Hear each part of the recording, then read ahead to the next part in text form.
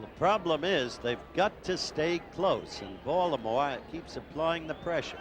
2-run lead isn't a lot, but if they get a couple more, then panic. The 1983 World Series was a matchup between Charm City and the city of brotherly love. There's a little backyard brawl between the Orioles and the Phillies. The 1983 World Series, and we are getting ready for baseball. Thought it was no chance that we were going to actually lose just because of the momentum that we had going in. In addition to momentum, the Phillies had their new ace on the mound for Game 1 in Baltimore, Cy Young Award winner John Denny. Hey, big one out here. Come on, Denny. But the O's came out swinging in the bottom of the first.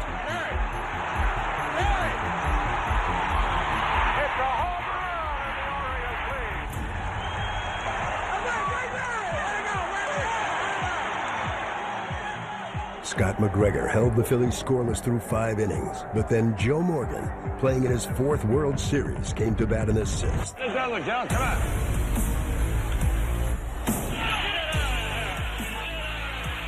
And we're tied 1-1. The game was still tied in the 8th when center fielder Gary Maddox stepped to the plate.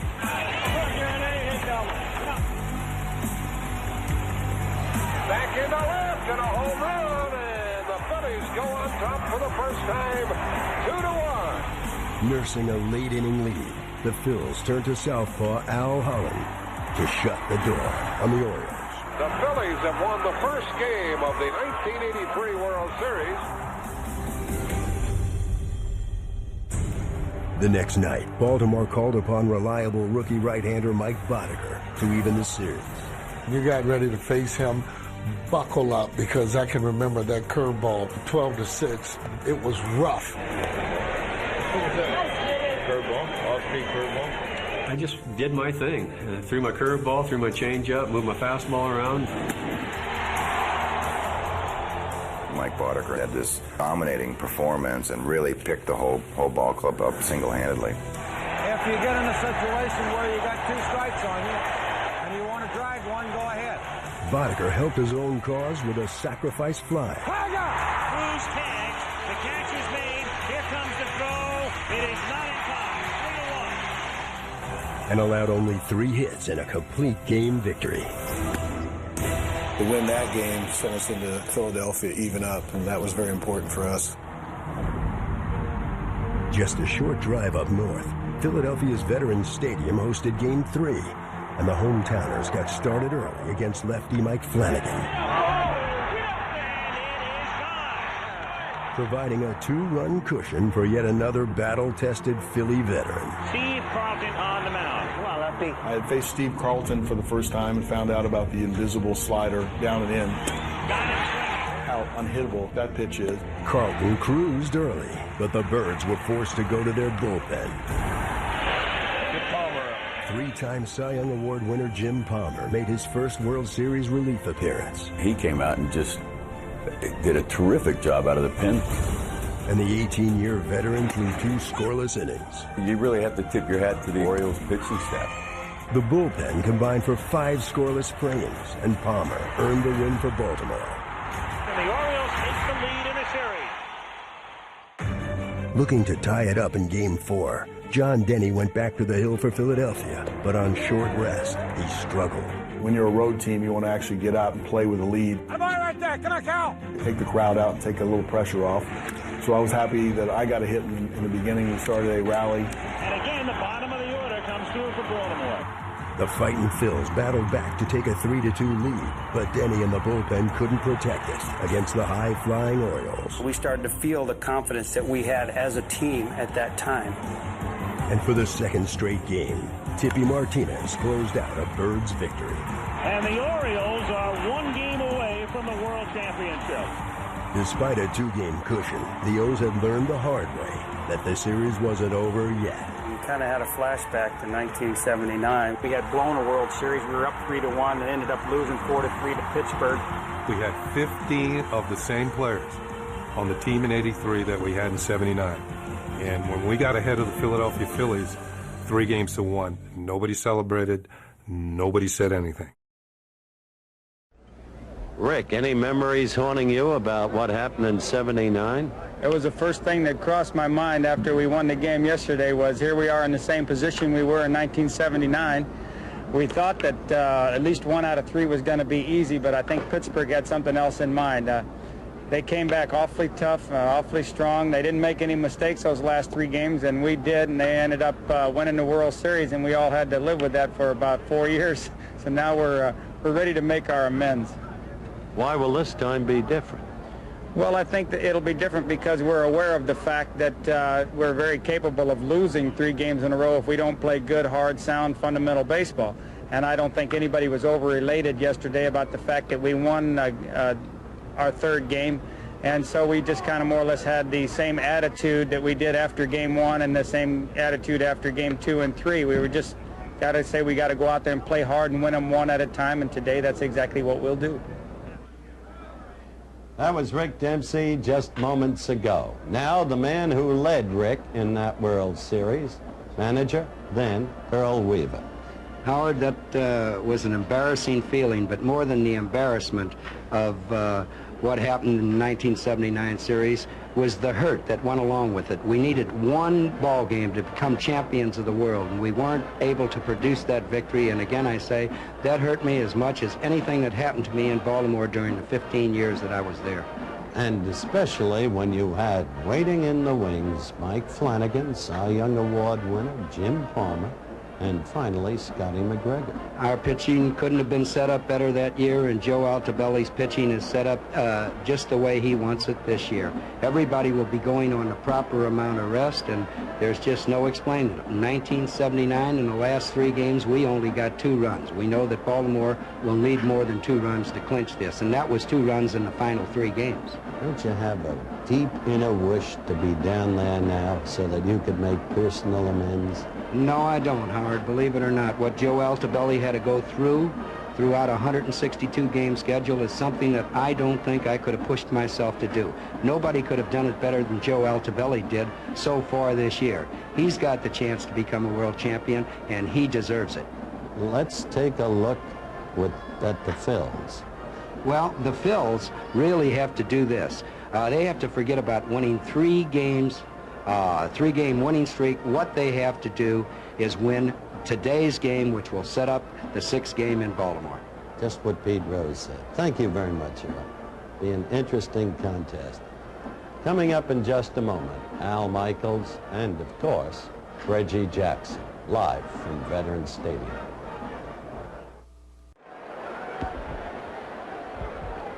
Ladies and gentlemen, it's now time to introduce the participants in the 1983 World Series.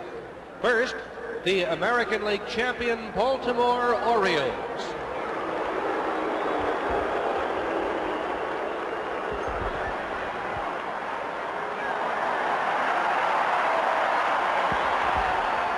Here is the manager of the Orioles, Joe Altobelli.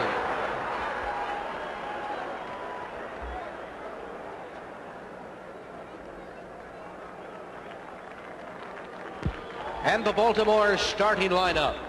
Leading off, the center fielder, number 1, Al Bumbry.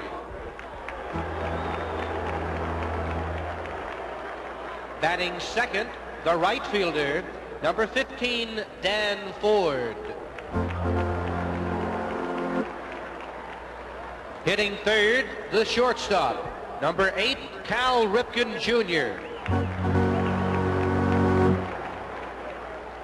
Batting fourth, the first baseman, number 33, Eddie Murray. Hitting fifth, the left fielder, number 38, John Lowenstein. Batting sixth, the second baseman, number 25, Rich Dower. Hitting seventh, the third baseman, number 10, Todd Cruz. Batting eighth, the catcher, number 24, Rick Dempsey. In the ninth position, now in the bullpen warming up, the pitcher, number 16, Scott McGregor. and the rest of the 1983 American League champion Baltimore Orioles.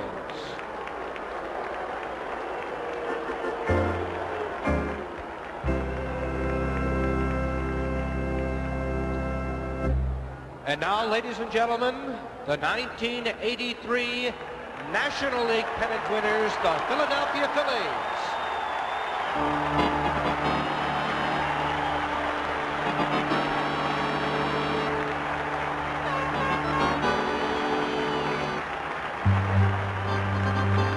Here is the manager of the Phils, Paul Owens.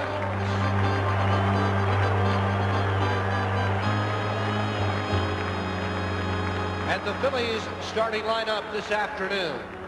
Leading off, the second baseman, number 8, Joe Morgan.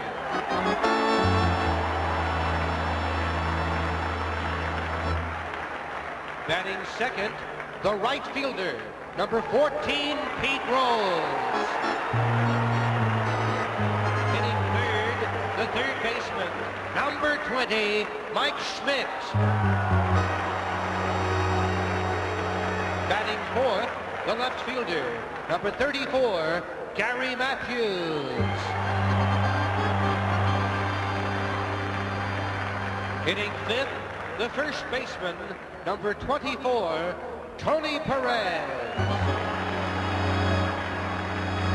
Batting sixth, the center fielder, number 31, Gary Maddox. Hitting seventh, the catcher, number 6, Bo Diaz.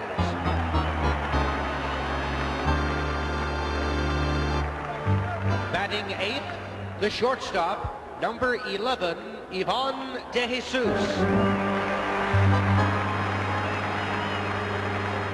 In the ninth position, in the right field bullpen warming up, the pitcher, number 49, Charles Hudson.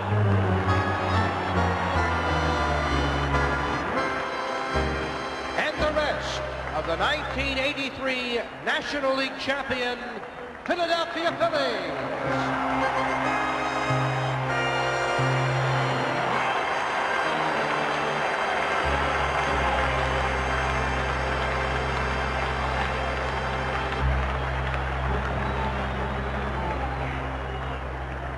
Ladies and gentlemen, please rise as we honor America with our national anthem, which this afternoon will be sung by the movie and stage star who was the original Annie in the famous Broadway show of the same name.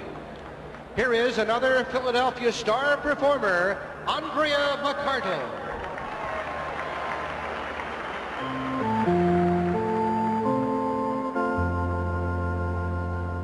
Oh, say, can you see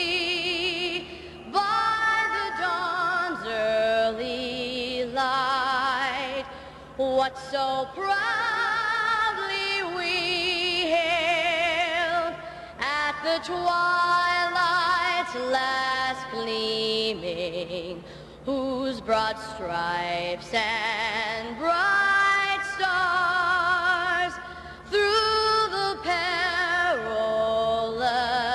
fight o'er the ramparts we watched were so gallantly streaming, and the rocket's red glare, the bombs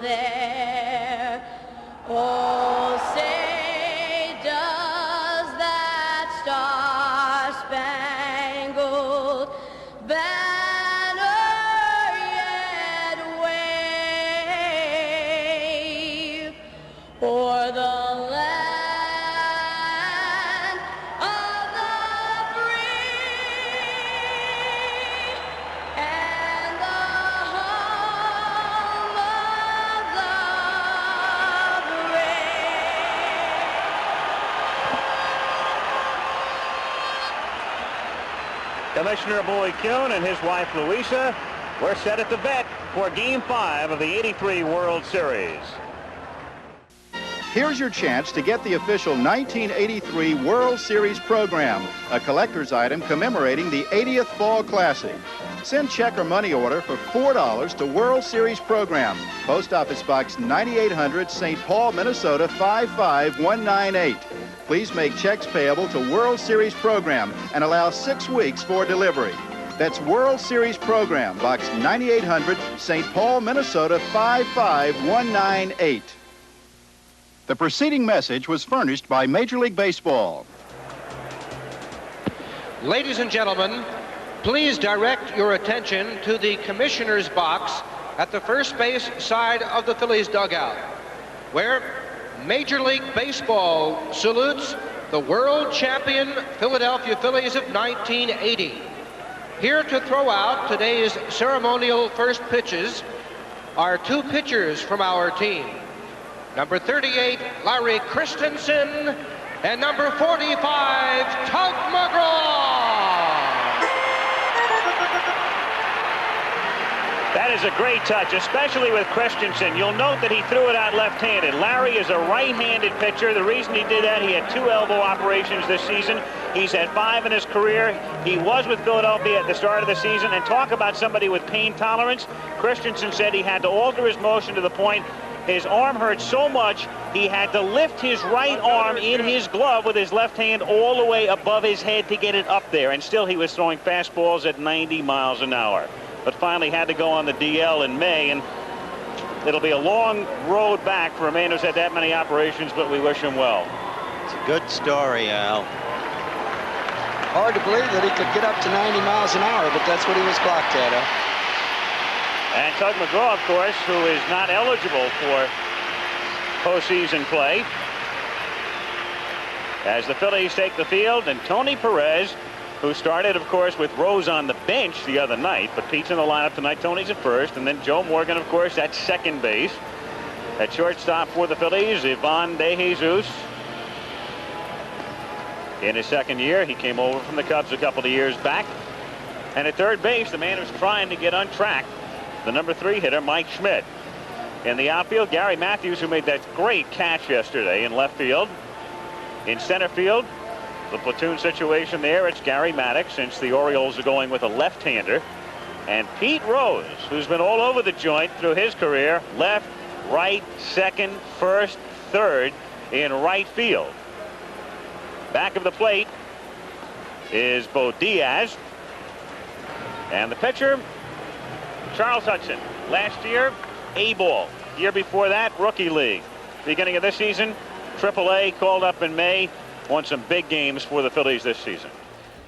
A look around Veterans Stadium in the late afternoon sun. 330 down the lines, 371 to the power alleys, 408 to straightaway center. Again, it's a very good hitter's park. Balls rocket out of here. Playing surface is AstroTurf. Ballpark opening in 1971. The team moving over that season from Connie Mack Stadium. The umpires, Steve Palermo, who wins a lot of polls as the best umpire in the big leagues, is back of the plate. From the American League, Dutch Renner, National first, Marty Springstead, American second, Ed Vargo, National third, Al Clark, American left field line, Frank Pulley, National right field line. Well, we know Palermo's good. Sometimes, though, that can be embarrassing. You got to take a lot of heat from your peers. You certainly do, but the umpiring in the series has been good, and that's noticeable because of the lack of arguments that we've seen. Nothing really that would stand out. The other night, we saw Al Clark and Altobelli engaged in a discussion between innings. All that was that Alto thought that Carlton might be doctoring the ball, and Clark said, I don't think so. Well, not necessarily doctoring the ball, but had a sticky substance to make that slider and that breaking ball so good. So we go to the 5th game with Baltimore on top, 3-1. They can wrap it up today. The Phillies need to win 3 straight. Al Bunbury to lead off as we get underway with a strike. 0-1. Bunbury 1 for 9 in the series. Hit .275 during the regular season. 0-2. Well, Hudson's throwing hard again, and I see that they're giving Al Bunbury a lot of the left field line. As hard as Hudson's throwing, that's where Al would be hitting the ball, I believe, unless they throw in some breaking balls. You saw Matthews and Maddox bunch together as Bunbury fouls it back. Hudson is a hard thrower. We've been clocking his last 2 pitches at 91 miles per hour. You saw him as you look on 3 days rest versus 4, and right now he pitched on Wednesday, so he's working on 3 days rest. Bunbury was 0 for 2 against Hudson the other night.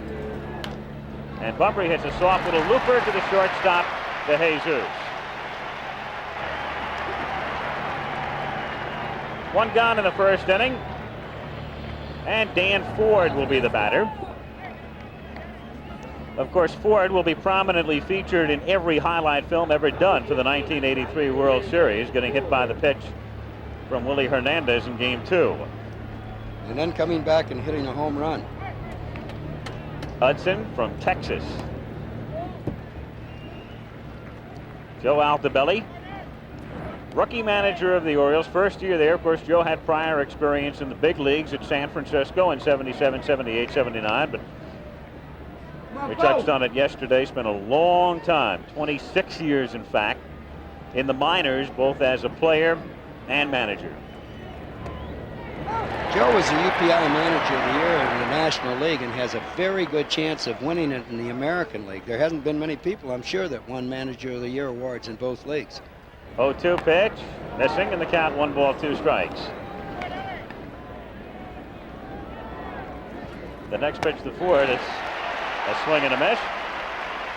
2-2. Bobby Cox, of course, will have a good shot from Toronto. But keep in mind, when you think about that award, I was looking it up. Gene Mauch won it in 1964, the one year he would love to forget. Swing and a miss, and down goes Ford. And of course, the year the Whiz Kids died, the Cardinals under Johnny Keane roared to the front and then beat the Yankees 4-3 in the World Series. But I think Tony La Russa is going to get the Manager of the Year award in the American League. Very good candidate. That was a man that the White Sox put Bobby Winkles on the trail of for 10-12 days with a view to laying the foundation to fire him. But that was when they made the trade for Julio Cruz, and the club came together. Ripken takes inside, ball 1. 1-0.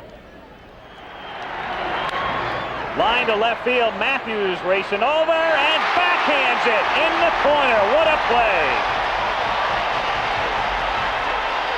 What a series for Matthews. Well, he's adventuresome. He's like a bull in a china shop in left field, but he's always played it that way. Gary Matthews got a great jump on it, is able to backhand it and take a double away from Cal Ripken. So 2 days in a row, spectacular catches. The crowd responds as it's shown on the screen here at the vet in Philadelphia. And thanks to that, Hudson has a 1-2-3 inning. Orioles gone in order. And so underway in Game 5 after a half. It's Baltimore 0 and Philadelphia coming up. Defensively for the Orioles, Eddie Murray is at first base. And the second baseman, yesterday's hero, Rich Dower, with 3 hits. At shortstop is Cal Ripken, who just got robbed by Matthews. And the third baseman is the light hitting Todd Cruz. But he's done the job with the glove for them. In the outfield, in left field, of course, the platoon situation with Hudson going. We'll see Lowenstein today. And then in center field, it's either Shelby or Bunbury, depending on the pitcher. It's Bunbury getting the start against Hudson. And in right field is Danny Ford. Back of the plate, as usual, Rick Dempsey. And the pitcher, Scotty McGregor. Howard, you brought up an interesting point, too, which had to figure in Paul Owens' decision today about the lineup. Sixto Lezcano has that contusion that he suffered the other night in a bunt attempt on the right index finger, and it limits his ability to throw, though he can hit. Well, it also cuts back on his ability to control that bat, to have the grip on it he'd like. The thing about Scotty McGregor to remember is this, that the Birds this year, 116, lost only 8 on artificial turf. That record is lodged mainly in McGregor. He is 7-0 on artificial turf. with an earned run average of 1.21. Scotty's a fly ball pitcher, so the artificial turf is not going to bother him. But being a fly ball pitcher, the short fences sometimes come into effect. Especially that left field shoot. Morgan, who hit a home run off McGregor in the 6th inning in game 1. There's Hudson under the towel. 2 balls, no strikes, the count on Joe, who's hit 2 homers in the series. Another thing to think about with McGregor, 14-1 on the road this season. That's another phenomenal record. A strike. It's incredible to think about it. 4-6 at Memorial Stadium, and then 14-1 away. So he was 18-7 overall. Another strike, and the count 3-2. Joe Morgan looked like he was taking that pitch all the way. They want to get people on base today. Morgan is the only left-handed batter in the Philly lineup today. Rose, who's on deck, of course, is a switch hitter. Morgan reaching for it and hitting a foul outside first, and it's Darren Johnson. Well, we've already seen Al Morgan stand up very well as Scotty McGregor. 6th inning, first game, right field, home run. Right after Earl Weaver had been talking about the manner in which Joe was standing up there against him, and half predicted the very homer that Joe hit. He had 2 hits off McGregor that night, and this one is fouled straight back toward us and just above us. I missed 3 balls in the Little League World Series in the booth. That one's a little bit closer than this. I don't know how much we missed that one, but I was under the table here. Scotty with a quick 3 balls, no strike count on Joe. Did not, remember, walk a single person in the first game. And he strikes Morgan out. So Joe quickly gets things his way, 3-0, and the next thing you know, he's walking back to the dugout. And that's that off-speed pitch that only a pitcher like Scott, there's my old left fielder, a man that's in the Hall of Fame, a man that won the most valuable player in both leagues, Frank Robinson. What a man. When he first came up, was a rookie with the Cincinnati Reds. He was beamed by Ruben Gomez, taken to the hospital. Pete Rose drills it into center field for a base hit. So Rose on the bench Friday, came back yesterday with 2 hits and a walk and a solid single here. And the crowd with Pete, Pete, Pete, the chant. Pete, Pete, Pete just continues to amaze me.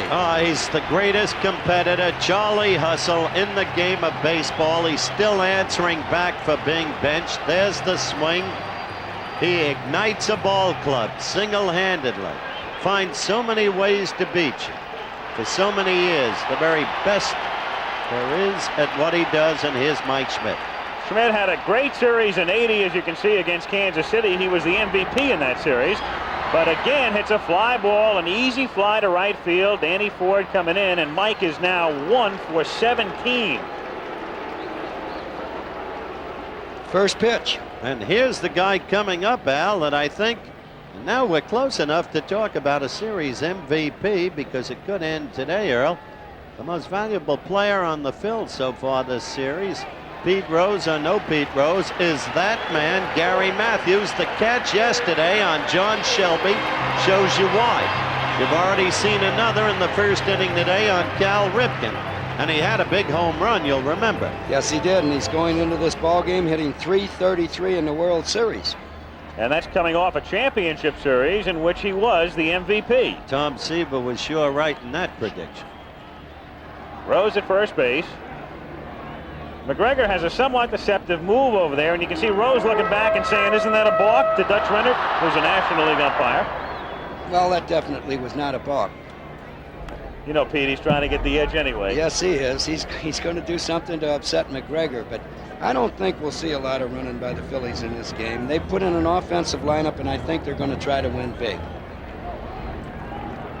Outside, 1 ball, 2 strikes. McGregor's shown us that he's got that good changeup. That's the pitch that he got Joe Morgan on 3-2, the first hitter of the ball game. And when he's controlling that, he can throw it on any count, any time. Dempsey starts to the dugout to try to help Palermo out. Palermo says you got to earn it. 2-2. Scotty McGregor showed a little emotion there also. The pitch they thought was in the strike zone above the belt, very close, but they didn't get it from Steve Palermo. Feisty guy, Steve. Sharp tongue, won't take anything from anybody. He's got a quick temper. They say I got a quick temper. He's got a quick one. But a very good umpire. How many times did he derrick you? Just 4. That's all. Just 4. That shows he's a good umpire. We didn't have that many arguments, Howard. 2-2 pitch is hit in the air, curling down the right field line and into the corner, and Danny Ford has room and juggles and makes the catch, and it's ruled a fair ball. So Matthews hitting it right into the corner, and Ford going a long way to get it. No runs and a hit. And they leave Rose at first base. Pete has 4 hits in the series. And at the end of 1, Baltimore nothing, Philadelphia nothing. Al Michaels, Howard Cosell, Earl Weaver, Game 5 of the World Series. Baltimore can clinch it with a victory today. The Phillies want to go south about 95 miles for a 6th game, which would be played on Tuesday. No score, 2nd inning. And Eddie Murray, the switch hitter, to lead things off against Charles Hudson. Another look at Ford. Danny juggling. That's a real tough play because you run out of room in a hurry down there. There's no room in foul territory. There's not much room, and that's what he was worried about, carrying himself right into that wall. They appeal at third and get a strike call on a check swing by Murray from the third base umpire, Ed Vargo. They did? Yes, they did. I don't think so. I can't believe that call. Look at it. Watch the way Murray held up. It always looks like you go further. I'm wrong. No, you're not, Howard. It always looks further from up here than when you're down on that field. Yeah, but I still got to call that a strike, too. Looking over at Reggie, he's saying marginal.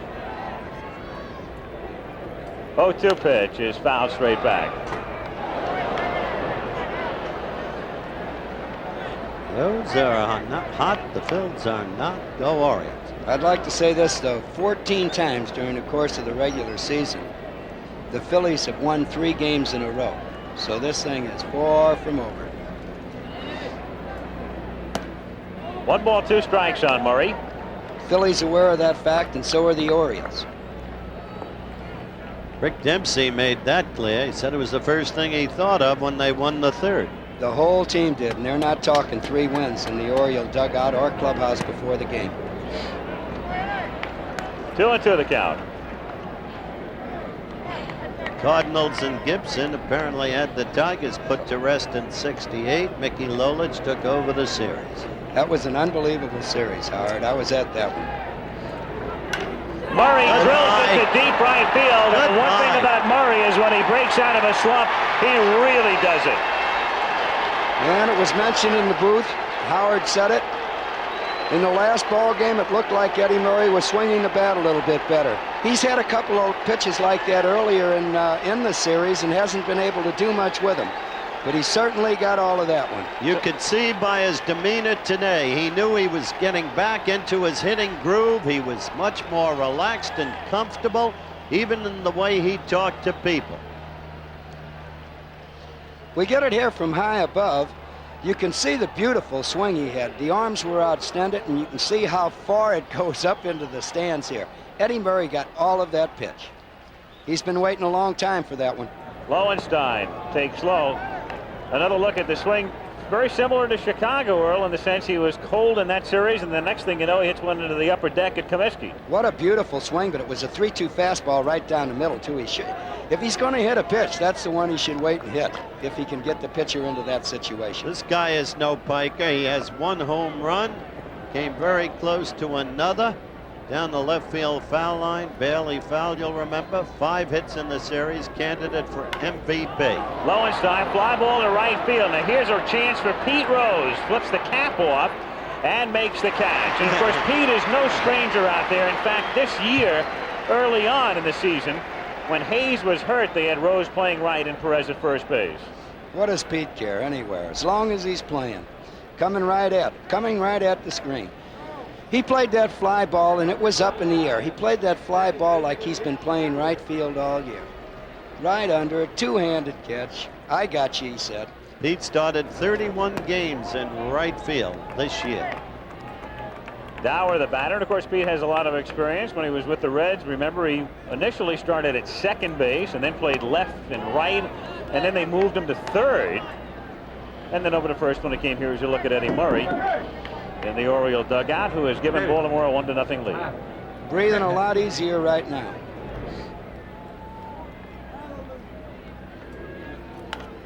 Dower pops it up in foul ground. Schmidt and Diaz don't have room. 2-1. But the thing to put in perspective, Earl, Lowenstein's blow was not a cheap shot either, and they timed Hudson's fastball. They're looking fastball, obviously, every pitch. Both Murray and Lowenstein. They're going to be looking fastball, there's no doubt about that. But the thing is, to try to get ahead of Charles Hudson, the Oriole players want to get a 3-1, 3-2. Then his location on that fastball can't be as good. Fly ball to shallow center. Morgan goes out, and then Maddox calls Morgan off, and it's Gary for the catch. Center fielder taking charge there. 2 down. And Hudson will face Todd Cruz, who hit 199 during the regular season and is 2 for 11 in the series. Todd's the only one of the 3 Stooges who hasn't come through, and that's what they call him in Baltimore, hasn't come through with a big hit. But he did figure very importantly in a bunt play. 0-1 the count. They're not only called the 3 Stooges in Baltimore, affectionately they call themselves the 3 Stooges. 1 ball, 1 strike the count. The pattern continues with the solo home runs, though. And by solo, I mean with nobody on base, naturally. I believe that's the 8th. That's right. All the home runs in the series with nobody on.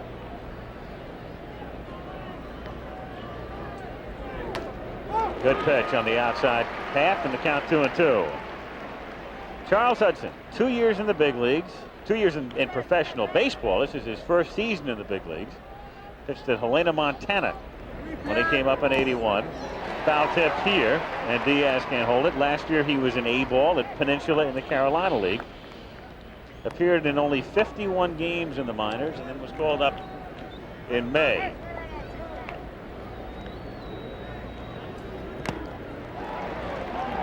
Two and two the count. One thing about Eddie Murray, and the same thing about Mike Schmidt. Maybe in 4 or 5 games, you're not really going to get to see what they can do. But you give them enough time, and they'll do the things that they're capable of doing. And a swing and a miss for strike 3. So Todd Cruz is out of there. Started using that high left field camera last year in the playoffs, and as you can see, it gives you an interesting perspective as we go out, taking a look at Murray swinging the homer, and after an inning and a half, Baltimore 1, Philadelphia 0.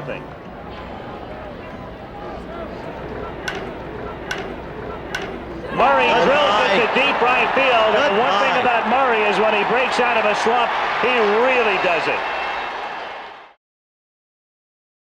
That device known around here as the paint box, and a look at what you just saw about 5 minutes ago, the swing by Eddie Murray, which resulted in the home run. Baltimore leads 1-0 as Tony Perez stands in. Remarkable performer through the years, especially against McGregor. .438 he's hit against Scotty, 7 for 16, 1 home run. So if past is prologue, watch out. A strike. As you can see, defensively, Dower is playing almost straight up the middle for Perez, though the outfield defensive is not quite as pronounced. Perez hits it in the air, off to the right and back out of play. And we got to remember the at-bat against Palmer. They played him more to right center field in that particular at-bat, mainly because Palmer had moved him over. Moved Shelby over. Shelby still had to stretch for it, made a fine catch. 1-2 the count. Foul away. What the Orioles are telling you defensively here is they feel if he hits the ball on the ground, he's going to pull it. But if he hits it in the air, basically straight away. Also that they might be going on the inside half of the plate with him. 2-2 the count. If I can qualify the stats that Howard gave you just a little, Tony Perez got 6 for 9 the first year he faced McGregor, and McGregor adjusted. The last 7 bats, he only had 1 hit. So Scotty's going to be a little careful with him, is what I'm trying to point out. He has to be careful with him. Which he's doing now with the full count. Right. That's exactly right. 3-2. Perez to be followed by Maddox and Diaz. And they ran it in on him, and down he goes. So Perez strikes out, and McGregor has 2 strikeouts. He's got Morgan and Perez, and Gary Maddox will come up. In game 1, Tuesday night in Baltimore, this turned out to be the winning blow. McGregor was the pitcher, Maddox was the batter. Gary's the first ball fastball hitter, took it out. And that won the game. And that was an inside pitch, and let's see if Scotty McGregor stays on the outside half now. No balls and a strike to count. Maddox golfs it in the air to center field. Bunbury waiting for it. One center fielder has just taken care of the other, and there are 2 away here in the second inning. The point I was going to make, Al, was that Perez, despite the fact that he's seen so little action throughout the late days of September and early October, has come back with a bang, has found his hitting groove quickly. He's been a professional hitter all his life. That man can hit. Bo Diaz is the hitter. He's had a big series. Together with Lowenstein, he leads in hits. John has 5, Bo has 5. Diaz popping it up. Right side. Murray coming down in foul ground. And it's a 1-2-3 inning. Scott McGregor starts things by getting 6 of the first 7 men he faces. So we'll go to the third in game 5. Orioles 1, Phillies nothing. In the third inning, 8, 9, and 1 in the Oriole order. Dempsey, McGregor, and Bunbury against Hudson. 1-0 Baltimore in a second inning home run by Eddie Murray. Dempsey 3 for 10 in the series, and the 2 doubles coming in the same game. In game 3 on Friday.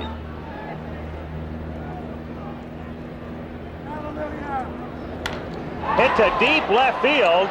Matthews going all the way back, and Dempsey has hit it out. I wonder how many people were expecting that. That is some stooge, that Dempsey. They call the bottom of that order Dower, Cruz, and Dempsey the 3 Stooges, but they have done the job the entire series. Got a little lax and threw a fastball right down the center of the plate. Certainly a leading candidate if the Birds clinch today for MVP. There it is from high over. See him have a good cut. This one, not like Eddie Murray's, was not in the way back, but just enough to bring him another run. Dempsey hit 4 during the regular season, so it's 2-0 Orioles, and McGregor is the batter and taking low, ball 1. Another solo homer, another home run with nobody. That's 9 of them. Been the whole pattern. McGregor grounded out twice in game 1, facing John Denny. One happy fellow. Series with 9, 5-game series with 9 homers. You think there'd been a lot of runs scored. Sure. There hasn't been in this series.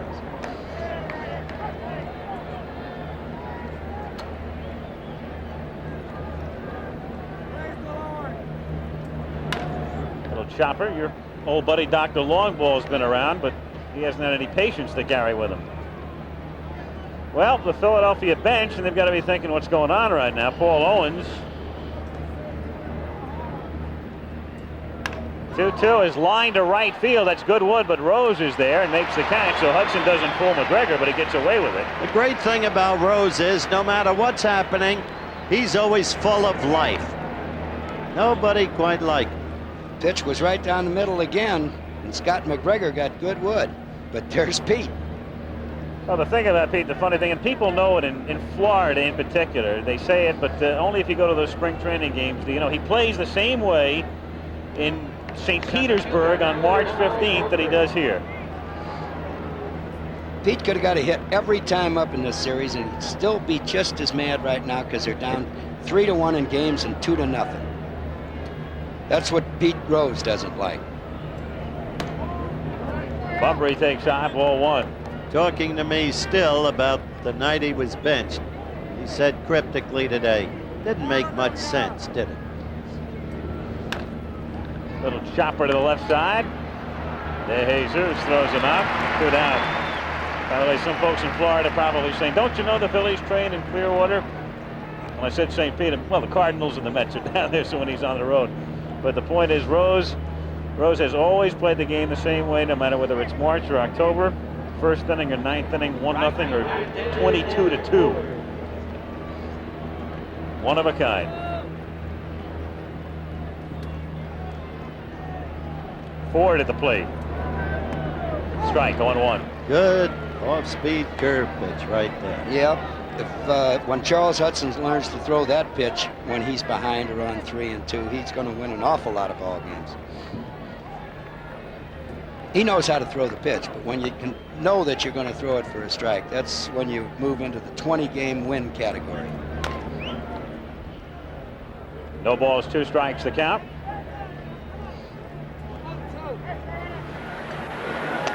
Down goes Ford, blows it by him. But another home run for Baltimore in the third. We'll take another look now as Dempsey hits one out, leading things off just over the fence and left and into the tarp. And we'll go to the bottom of the third with Baltimore leading 2-0.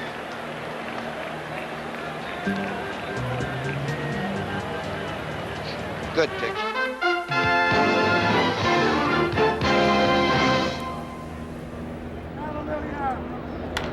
Hit to deep left field. Matthews going all the way back, and Dempsey has hit it out. I wonder how many people were expecting that. Here is Abanda Jesus as we go to the bottom of the third inning. He'll be followed by Charles Hudson and then Joe Morgan. De Jesus tries to bunt his way on. Cruz charging in from third, and the count is 0-1. Not a bad idea, but on the AstroTurf, of course, you have to lay one down almost perfectly. Yes, but now that they're 2 down, they know that they can't tie it until they get a man on base. Good, smart baseball. If nothing else, it brings Cruz up a couple of steps at third, and then De Jesus fouls it back. And the count is no balls and 2 strikes. Soft fly ball to right field. And Danny Ford is there for the basket grab. 1 out. Monday Night Football coming up tomorrow. The Washington Redskins are off to a good start at 5-1 against the Green Bay Packers. Mark is 3-3. Lynn Dickey, Joe Theismann. That's the matchup tomorrow night on Monday Night Football. Charles Hudson is the batter. A strike. You know, McGregor is laboring under an extra strain. His dad is in town and he's in the hospital. He underwent some surgery the other day. We understand he's recovering and obviously watching the game, and we want to send him our best. But yes, indeed. Get very better, much John. on Scotty's mind. Interesting sideline to the sidebar of this World Series. Edward Bennett Williams is a minority owner still of the Washington Redskins. That team won the Super Bowl. Now as principal owner of the Birds, he can enjoy the fruits of total victory in both major sports. That would be something. Hudson strikes out. Well, his club is leading 2-0. And of course on top in the series, 3-1, and McGregor looks sharp. Morgan had 2 hits in game 1 off McGregor, including this home run on Tuesday. A pitch he stayed in on and hit it out, but Scotty struck him out in the first inning today. Went to 3-2 and then threw him a 3-2 changeup. But he really digs in there. That front foot never goes in the bucket. We were talking about in the bucket yesterday. You're old enough to remember Al Simmons, aren't you? I certainly Even if Reggie do. isn't. I certainly do. And Mel Ott more or less stepped in the bucket also with a high leg kick. Lifting that front foot up. Right field belonged to Mel Ott. 2 balls, no strikes, 2 out, and the base is empty. Morgan taking 2-1 with Rose on deck. Pete has the only hit against McGregor. There's Rose. Scotty has retired everybody else, and he has struck out 3 of the first 9 men he's faced. They don't have an assist on the infield. There hasn't been a ground ball out. And it's 3-1. McGregor throwing in the mid-80s. That last pitch at 86. And so Morgan is on. And Joe, all-time National League leader in walks, goes down to first base, and up comes Rose. And how he wants to get on for Mike Schmidt.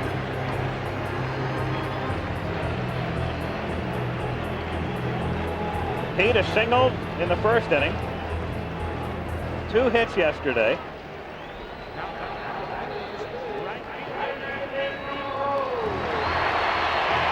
Four out of 13 in the World Series. Strike. Rose indicating he might be bunting, and that threw Cruz into third. Morgan at first base has to be a little careful. That he can give some tricky fakes, like he's moving off the bag and then go back. Another strike, and so quickly McGregor gets things his way, 0-2. It's not the easiest time of day for the hitters. Everything encased in shadow right now, but the lights really haven't taken effect at 5:47 local time. And Rose pops it up on the left side, so another ball in the air. McGregor still doesn't have a ground ball out, but no damage through 3. Cal Ripken puts that one away, and at the end of 3 complete in Game 5, it's still Baltimore 2, Philadelphia nothing. As a relief pitcher, everybody thought I had it easy. See Pat here? He'd pitch his heart out for 8 innings or so, and then Sparky come in, toss 3 or 4 pitches, and walk away with a win. But I had to train just like the rest of us. Yeah, well, I still like to keep in shape, and I He drinks light beer from Miller. See, light's Less filling. and light Really tastes great. Will you just let me finish? Why? You never let me finish. Light beer from Miller. Everything you always wanted in a beer, and less. Let me finish that for you, Sparky. Tonight, Stallone. This time he's fighting for his life. Kill that stinking pig! Nighthawks. Tonight, starting at 9. Parental discretion advised.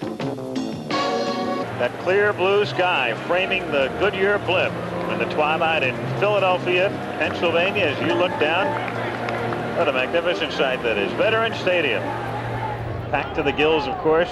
More than 66,000 yesterday looked on. You mentioned the twilight. There will come a time in this game when the light is such that a high fly ball is going to be tough for an outfielder to see. When will that be? Really can't tell, Howard, but that period will last some 5 to 10 minutes, maybe 15 minutes during the course of a ball game. Ripken takes a strike, 0-1. Right on the outside corner. The same pitch that has tied him up throughout the series. And yet he's hit some balls very well. And got a couple of key hits.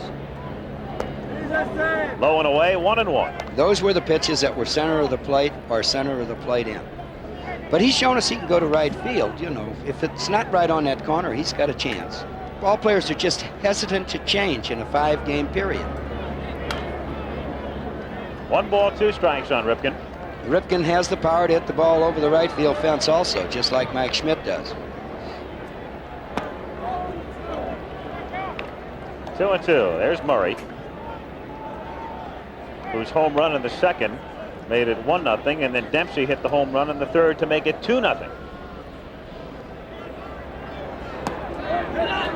Full count.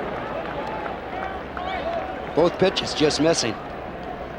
And he just begins the 4th inning by walking Ripken. So Murray is coming up. Going to bring Reggie Jackson in for a word. Reggie, describe the swing here. You take a look at Murray hit this home run right here. I talked to him before the ball game in the clubhouse. He seemed to be a lot more relaxed and a lot more confident, maybe because of yesterday's ball game, even though he only got 1 base hit.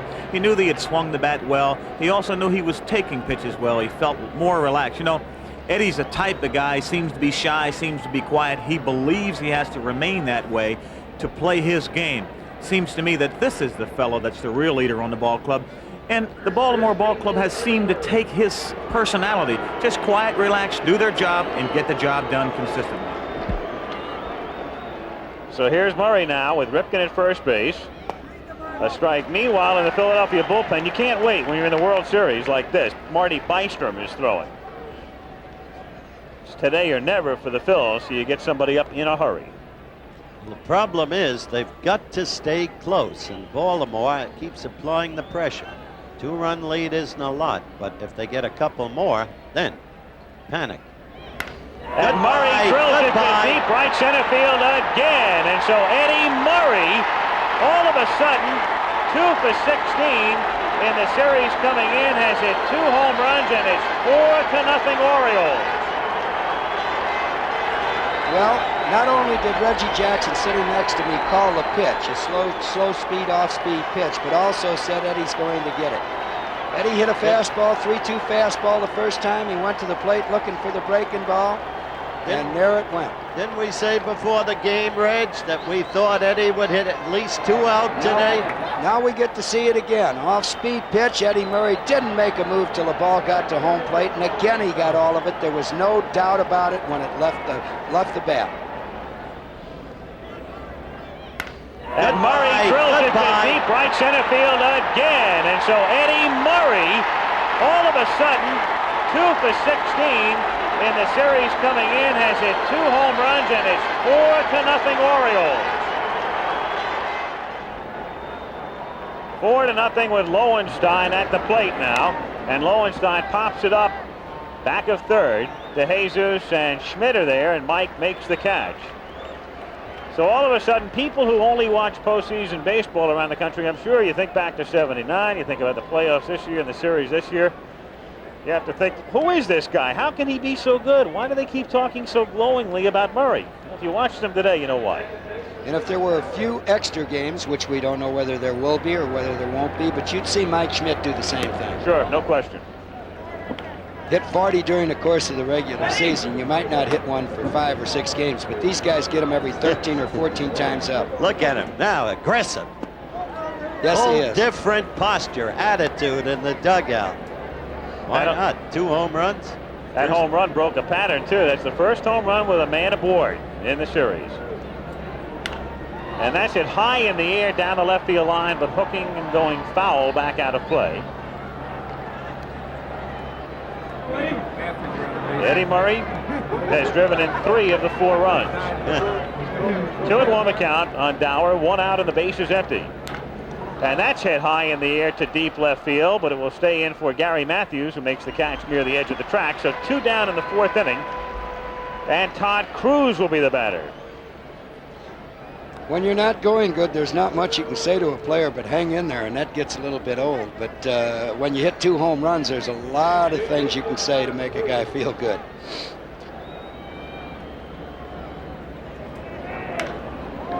Got under that one, fly ball to left field. And Matthews is there to make the catch. And so the crowd here is very still. 66,000 have never sounded so quiet in the middle of the 4th inning. Baltimore 4 and Philadelphia nothing in Game 5.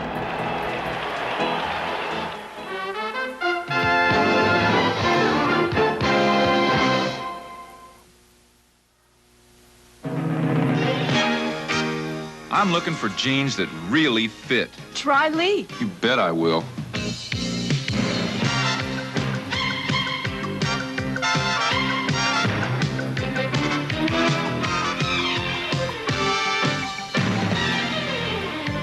Fit like a glove. Psst. Mike, all you have to do is look for the patch. Lee Jeans, the brand that fits. Charles Hudson, a man who has yielded 3 homers, his team in a hole. Paul Owens is not very happy about the things going on. Obviously, they're doing some manicuring work on the mound. And of course, Jim Palmer mentioned the other night that he thought it was quite high. It has really nothing to do with that, as they simply smooth out the slope for Scotty McGregor. His landing area, right-handed pitcher, left foot, left-handed pitcher is right foot. Scotty pitches way across his body. You see that right foot as you see him come off of that mound toward the first base dugout as he takes his warm-ups. And he was having trouble as that foot was coming down. Sometime there can be a little rock buried in there, a little hard spot, and if your foot doesn't come down squarely, it definitely will affect your control. McGregor through 3 has found the right landing spot.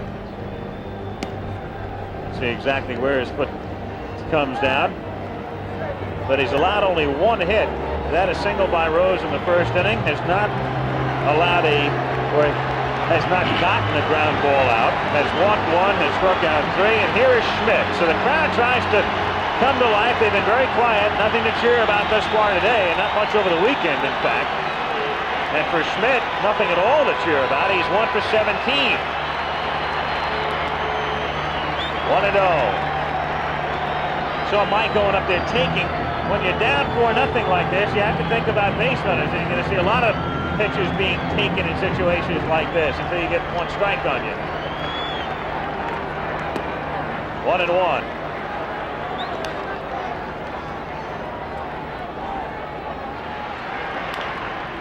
Ground ball to third. Cruz up with it, fires across, and that's the first ground ball out. Another serenade for Mike Schmidt. That's what happens to you when you're 1 for 18. McGregor on the turf. Talked about his proficiency on the turf this season. His success on the road. He's got a 4-0 lead. I think I said the Reds, Al. Every time you look at this team and see Rose, Perez. Absolutely. Morgan. Tony Morgan. Morgan. Joe Morgan. 0-1 pitch. Swinging another fellow would be Dave Bristol, who's the third base coach and the former manager of the Reds. Right. Back in the late 60s. In fact, a little interesting irony with Bristol and Altobelli as Matthews strikes out. So that's 4 strikeouts. When Joe Altobelli was fired as the manager of the Giants in '79, Dave Bristol, who's now the third base coach in Philadelphia, took over for him. Basic difference between these two teams in one sense is lodged in the way they're each constructed. The Phillies, a team brought together from many sources. Strike to Perez. The Birds, a team carefully built through the years, situation players, certain positions, to meet situations during a game. A lot of homegrown talent. That's correct. And a lot of stability. 15 of the Orioles were on the '79 American League Championship team, whereas the Phillies have had tremendous turnover. Only 7 of the 25 that won it in 1980, the year after the Orioles, are still here. Yeah, and the 15 that went through the 1979 know that just because it's 3-1 and just because the score is 4-0, it's not over. 2 balls, 2 strikes on Perez. But it's getting tougher and tougher. For the Phillies. In the air to deep center field, the deepest part of the park, though, and it's about a 395-foot out. Bunbury hauling it in. 1-2-3 inning. We'll go to the 5th still. Baltimore 4, Philadelphia 0. 5th inning, Rick Dempsey to lead things off. Then McGregor and Bunbury against Hudson. 4-0. Baltimore leading it. And Dempsey, who hit a home run his first time up, may have another one. That drive is off the wall and bouncing back to Matthews, and he settles for a double. And the crowd wants Hudson out of there. I can't believe Hudson's in there myself. Well, I think Owens might have been trying to get one more inning with the bottom of the Oriole order coming up, but the bottom of the Oriole order has been powerful. Dempsey got all of this. Dempsey got all of this pitch, and it's right at the bottom of the wall. Could have been another solo homer. I'll tell you something. He is having a great series, proving what a great clutch player he is. Loves the tough situations. Well, Bystrom is in the bullpen. Owens out at the mound with Dempsey at second base, and the call has already gone out. Now, Bystrom was up before and has just gotten up again. And he'll be coming in. Al Michaels, Howard Cosell, Earl Weaver with you as Marty Bystrom comes in the 5th inning. Baltimore leading at 4-0. There's Hudson, so he's gone. He goes 4+, trails 4-0. And McGregor is at the plate with a man at second. The bunt play is on as he fouls it away.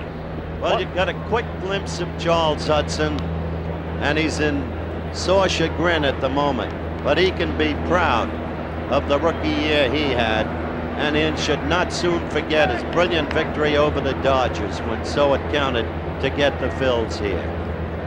That probably doesn't help him right now, Howard, but he'll think about those exact words that you said. Foul to the plate by McGregor, and it's 0-2. During the course of the winter. So he comes out. The pitcher is due up 4th, pitcher's spot, when the Phillies bat in the bottom of the 5th. Keep this thing in mind about Bystrom, too. He didn't pitch in the playoffs, hasn't pitched in the series. He hasn't pitched in a game since 2 weeks ago yesterday, October the 1st. And And that can be very bothersome as far as control is concerned. Bunted with 2 strikes. Diaz, and he can't make the play with Dempsey holding at second. Diaz looked up and might have been surprised that Dempsey was still at second base. Rick wasn't moving, and now McGregor's at first. Again, it was the same old bugaboo of taking your eye off the ball. 2 strike sacrifice. Amazing that Scotty McGregor could get it down. Now, Dempsey did not break. Bo picks it up, looks at second. We saw him look at second, and as a result, he never got a good grip on that ball. From up above, we can see that Dempsey was going to start. Diaz, he stopped. Diaz got a good jump on the ball. That's what made Dempsey stop. But the look is what caused Diaz not to get a good grip on the ball, and we're in another sacrifice situation. If the Philadelphia Phillies will have certain bunt plays in this situation. Smith could be charging. Perez could be charging at first base, or both of them charge. And the signals got crossed. There was a pickoff play signaled for. They sure and did. Philadelphia is unraveled. Well, here comes Morgan, and if anybody settles down the infield, especially with Rose in the outfield, it's Morgan. Joe is just walking in as if to say, hey, wait a minute, let's take it easy here and get together. Now, what happened? Let's make sure we have it straight. You saw him do it in the playoffs, too, to Hudson that day. The steadying force, and the Phillies are very fortunate that ball didn't wind up in center field as Bystrom held onto it. That's right. And the strategy of the game, the bunt situation can shift right now. In fact, Joe Altobelli, seeing that, might let Bunbury hit. He's up there to bunt. That gets by Diaz, and the runners will advance to second and third. So the Phillies come apart at the seams here in the 5th inning, and they're hearing it.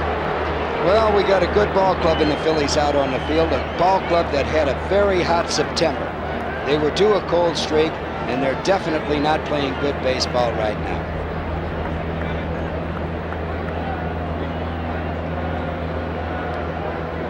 Runners at second and third. You have no choice here. That scored a wild pitch. You have no choice but to play your infield in. You're down 4-0 in the 5th game of the World Series in the 5th inning. You can't allow another run. 2-0. And Bunbury hits it in the air to left field, deep enough to at least score a run as Matthews makes the catch. And Dempsey tags at third and makes it 5-0.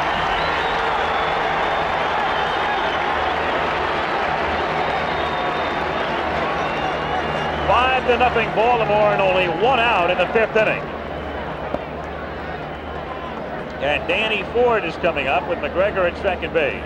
Watching Dempsey cross the plate, Al, you realize that cookie has 5 hits in the series, 1 home run, 4 doubles, not even a single. 4 doubles, 5 extra base hits. Hitting like Jackson. Doubles Dempsey. Some years back.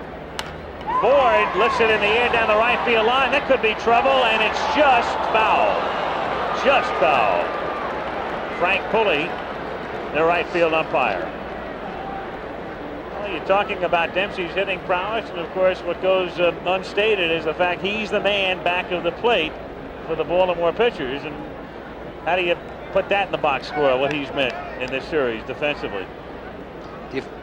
Defensively, he's just outstanding. He always has been.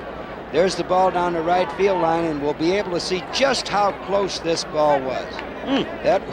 That would have been 6-0 with a man on second base. That's grounded to the left side. De Jesus throws to first. And with 2 down now, a look at the Baltimore bench. Again, they don't look like they're in any hurry. They're rooting. They're not getting excited yet. So Ripken comes up. Fly to left in the first, drew the walk in the 4th inning that preceded the home run by Eddie Murray. Murray's hit 2 today. Dempsey's hit 1. Baltimore leads it 5-0. Ripken gets backed off. 1 ball, no strikes to count. 1-1. That was a good cut.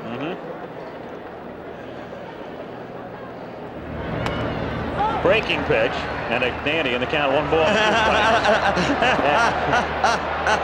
And well, that's I guess that's one of the problems you're going to have when you've made an error in the inning and you let another ball get by that was scored a wild pitch, and his concentration wavering a bit. Frustration. He thought it was strike 3. I don't know where he missed a pitch in the count. I don't know either. But poor Bo had been having such a good series until today. And that's called strike 3. So Bystrom comes in to do the job, but a run and a hit and an error and a man left, and after 4.5, it's Baltimore 5, Philadelphia nothing. Back after this word from our local stations. Philadelphia, Veterans Stadium, looking on, and of course, around the world, the World Series is televised. 18 different countries plus Puerto Rico. Estimated over 100 million viewers watching. Australia, the Bahamas, Guatemala, Italy, Japan taking the feed, of course. Mexico, some of the countries looking in. And they have watched around the world. Baltimore leading 5-0 as we go to the bottom of the 5th inning, with Gary Maddox taking a strike, 0-1. Maddox, Diaz, and De Jesus in the bottom of the 5th inning. Maddox lifts it in the air to right center, and that will fall in for a base hit. So it's a big mountain to climb, but you got to start it someplace. A single by Maddox here in the 5th inning.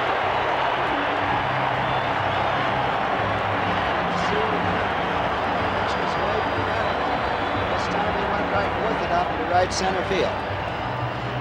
Base hit, and Phillies might have something started. Bo Diaz comes up. Well, McGregor spent a long time on the base paths. You think that'll have any effect? Always when there's a long inning, Howard, pitcher stiffens up a little bit. And sometimes in taking his 8 warm-up tosses in between innings, he should ask for a few extra. Takes him a hitter or 2 sometimes to get loose. 1 ball, no strikes on Bo Diaz. Bottom of the 5th inning. Maddox at first base. 2-0 the count.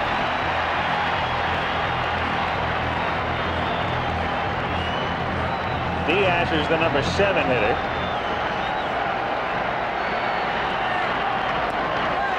And it's 3-0. Evidently it's had an effect. Joe Altobelli has a few to play with, but I don't think he'll wait too long.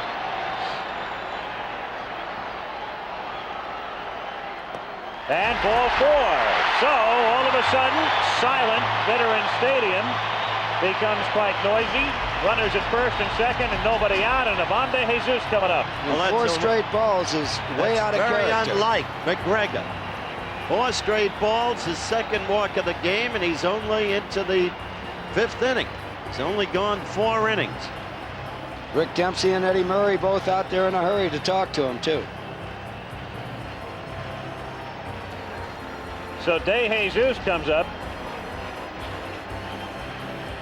And in the bullpen, that's Dennis Martinez, who for years has been in the rotation but had a terrible year and hasn't pitched in postseason play, and he's the long man today. Yes, he is, and I talked to him before the ball game, and he definitely wants a chance. He wants to see his team win without him, but he would welcome the opportunity to get in the ball game.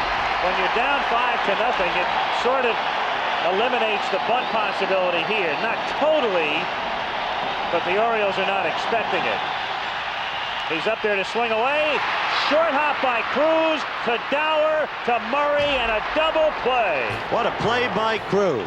And that's why he's in the lineup despite hitting 199 during the regular season. That was an outstanding play, and again, you have to use an old cliche, a game of inches. If that ball's 12 inches to the left, here we get to see it again. The ball's well hit. Cruz off, short hop.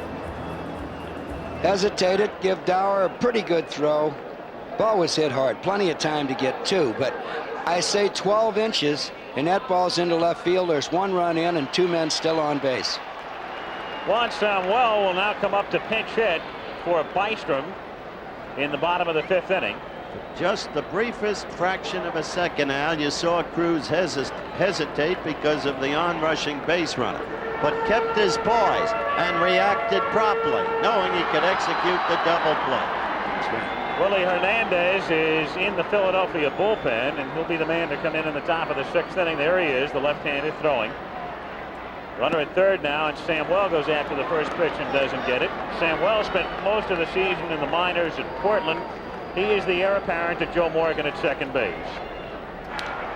And hits it high in the air to left center field, relatively deep but very playable, and Bunbury makes the catch. And so the inning that starts so promisingly for the Phillies ends with a fizzle, and at the end of 5-0 Orioles. Now looming large, Game 5, and more than 67,000, the greatest crowd in Veterans Stadium history, is on hand.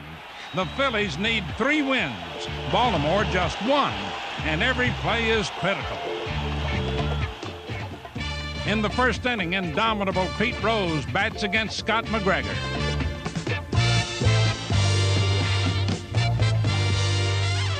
With Rose on first, the next batter is one who would like nothing better than to break out of his series slump, Mike Schmidt, 1 for 16.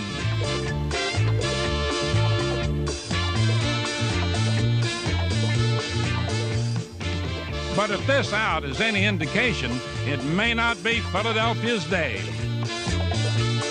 The Phillies starting pitcher is Charles Hudson, and in the second inning, he faces Eddie Murray, whose series batting average is only 125.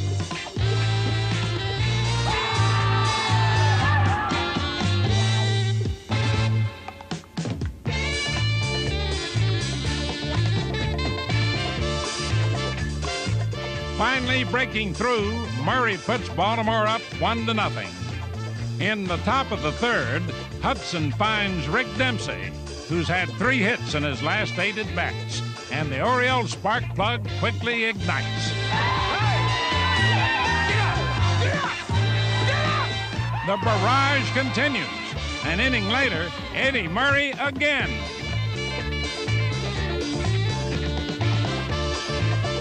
Putting his name on a towering blast, Murray has belted 2 home runs and 2 at-bats, driving in 3. Now the Orioles are rolling with a 4-0 lead. And in the 5th, the Birds add another tally, making it 5-0. But Philadelphia fights on. In the bottom of the 5th, Scott McGregor is allowed 2 men on with nobody out. Ivan DeJesus up. But once again, the Orioles turn the trick, and a possible rally disappears. Eddie Murray, and he's been the big man today. The 2 slings on his 2 home runs, and there hasn't been a question about either one as he comes to the plate in the top of the 6th inning to lead things off for the Orioles, who lead 5-0. Murray, Lowenstein, and Dower with Willie Hernandez, the new pitcher. He's the man who hit Dan Ford the other night, left-hander who came over from the Cubs, who was originally signed by the Phillies back in the early 70s. 2 homers in 1 game. World Series game. Last player to do that, Willie McGee. Last year, that's Eddie Murray's dad, Charles Murray. Willie McGee, last year, against the Brewers, Game 3. Hit high and deep to right field, and Moore going back. McGee will touch them all. A 3-run home run for rookie Willie McGee, and the Cardinals jump in front 3-0. Mahler up tight at third in case McGee should try and drop a bunt down. Look out. Oh, that's 2 for McGee. Another homer. What a day that kid's having.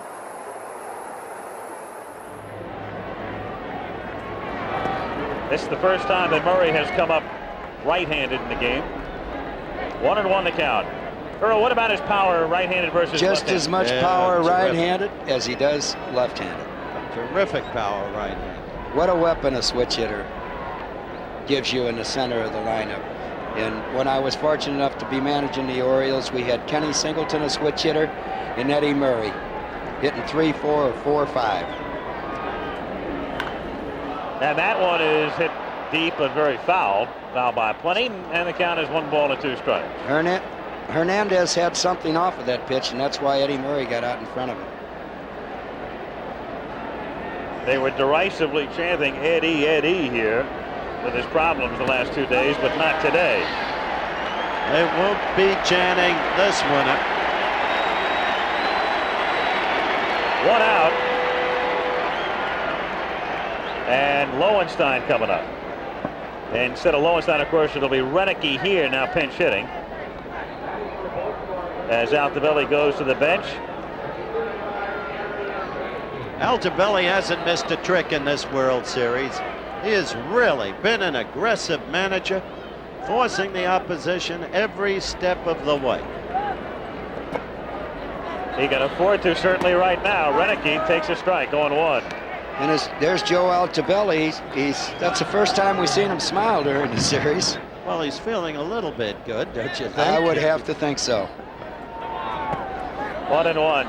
Getting back to Renicky, and not to belittle John Lowenstein's catch earlier in the season, but Gary Renicky is a fine defensive outfielder with a very, very good arm. So you're saying you'd rather have Renicky out there than Lowenstein? To a certain extent, yes. But we discussed yesterday, as you look at Lowenstein, the possibility of Renicky being used at third next year, and you agreed that that would be a great power increment. Fire Giles, keep Pete. They mean Bill Giles, one of the finest young executives in baseball. Reared in the game, his father, the late Warren Giles, long-term president of the National League. And Giles probably had no say whatsoever as to whether Rose was going to be in that ball game or not. 2-2. Well, I think they're referring to the fact that there's a lot of speculation that Pete's going to be done here after this year. It's up to Giles to decide if he wants him or not. Well, he was forthright in the pregame talk with me 2 nights ago. Said, give Pete the option, but if Pete wants to play every game every day, it's not likely he'll stay. That's exactly what he said. He has to run the ball club as he sees it, period. And nobody admires and respects Pete Rose more than I. Nobody. Also a good deal of speculation that if Rose does go, he may wind up back in Cincinnati. Swung on and missed. Hernandez throws Renicky a screwball to strike him out. And with 2 down, we'll take a look at Dower. Got both strikeouts on that screwball. Off-speed pitch. Both Murray and Renicky both were out in front. By the way, it wasn't Giles who benched Pete Rose. I know that. It was Paul Owens. Yes, that's what I said. Dower has flied out twice today. Overall, he's 3 for 17, so he's not having a real good series. But the 3 hits all came yesterday when they needed them. Half swing grounder to first, and Tony Perez takes charge, flips to Hernandez, and Willie comes out of the bullpen to set the Orioles down 1-2-3. So the Phils come up in the bottom of the 6th, 5-0. Baltimore in Game 5. You're the umpire, as Intellivision presents You Make the Call. A batter loses his balance after a swing and accidentally falls into the catcher, disrupting an attempt to throw out a base runner at first. Is the batter out? You make the call. Finding the best video game system is a tough game to win. Who plays the most games, the best-selling games? In Television 2, add the new system changer and play all Atari 2600 games. The most games, the best-selling games, like Hubert. Enduro, Burger Time. In Television 2 has the most going for it. More games than Atari and Coleco. Over 430 games. Get in Television 2. It's got the most going for it. Because the batter did not intentionally fall into the catcher as he was throwing, no interference is called. So if you said the batter was not out, then you made the right call. Just a spectacular shot. Veterans Stadium in the sunset. In Philadelphia, where it's 5-0. Gary Renicky, of course, stays in the game. Catching the number 5 spot. He pinch hit for Lowenstein. He's in left field as the Phillies come up with the top of their order in the bottom of the 6th inning to face McGregor. It's Morgan, Rose, and Schmidt.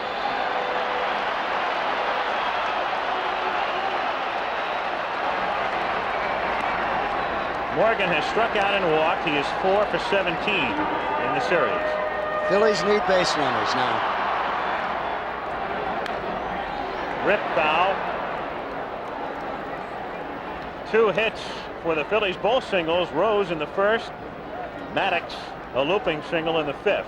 That's it. Gets fisted and pops it up. Back of second, and Ripken is there. 1 out. Pete Rose coming up. Howard talked to him early about overrating the Orioles. Was it possible?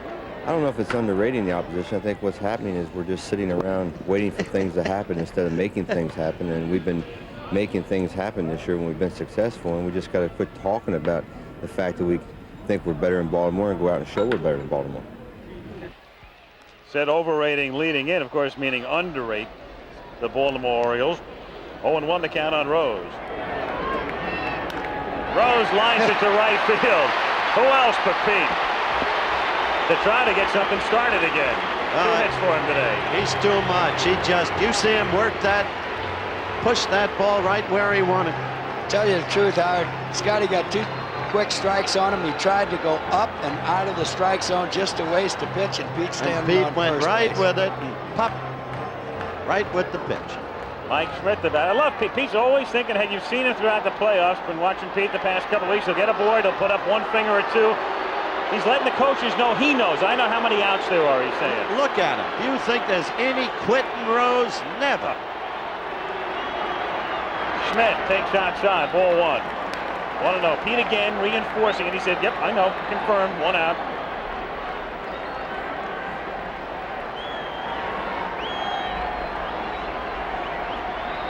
Home run now would wake this crowd up good. Foul back, 1-1. Mike Schmidt,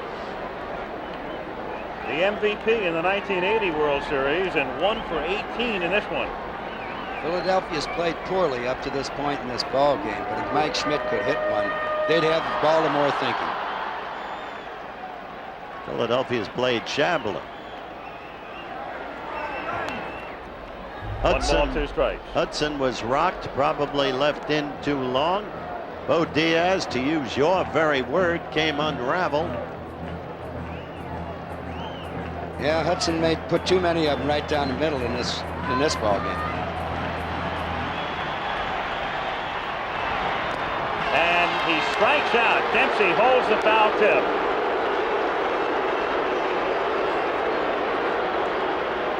They stayed up in the strike zone with Schmidt through the whole series and had success.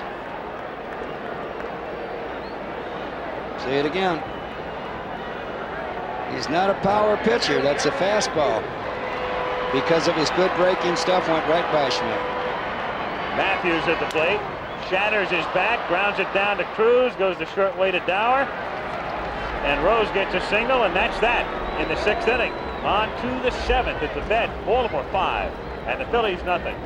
Another magnificent shot of Veterans Stadium from the blimp, which you see in the left corner of your screen. We're approaching, if this thing ends this way, MVP time. Time for Reggie Jackson to go out on a limb. If you had a vote now, who would you vote for? Well, I don't think you have to really go out on the limb for it, Howard. I think right now it's fairly clear that maybe a few other fellows in the running, like a Martinez or a Stewart, but I like Rick Dempsey. So do I. And if you're looking at me right at this time, he gets my vote. Todd Cruz leads off in the 7th inning. And you, Al? I think I got to make us a gang of 4. Okay. We only get 1 vote among us, but that's good enough for me. 1-1. You could give it to Alabelli, but the rules don't allow it. Yep.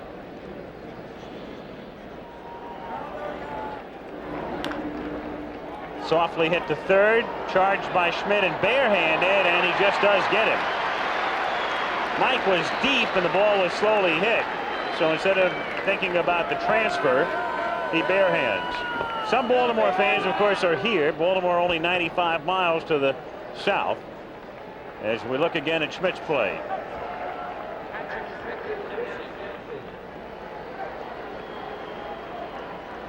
Schmidt hasn't hit, but he's shown us what he could do defensively in this series. Dempsey takes low, ball 1. There are the numbers graphically illustrated for Dempsey. This is a remarkable thing Dempsey has done, and that graphic proves it. Look at the record for most extra base hits in a 5-game series, including the likes of Elston Howard and Don Clendenin and Brooks Robinson. But already, Dempsey has 5. 1-2 the count. So if the series ends tonight, as it appears it will, he will have set a new record for extra base hits for a 5-game series. 1 homer, 4 doubles. Yep, my MVP. And he's surpassed some pretty good names on that graphic. Not only that, but this year he led American League catches and fielding percent. Only 2 errors in 127 games, percent of .997, and only 1 passed ball as you look at them putting it up right now. High in the air to left field. Matthews tells Maddox he'll handle it. And with 2 down, we'll take a look at McGregor. Tomorrow, Redskins and Packers on Monday Night Football, 9 Eastern time. You going to Green Bay if this ends, Coach? No way. Going to bed. Okay. I love Green Bay. I love St. Norbert's College in De Pere, Wisconsin. I'm going to bed. Grounded down to Morgan. And so Hernandez has come out of the bullpen and done his job. He set down the 60 space. Phillies come up 5-0 back after this word from your local stations.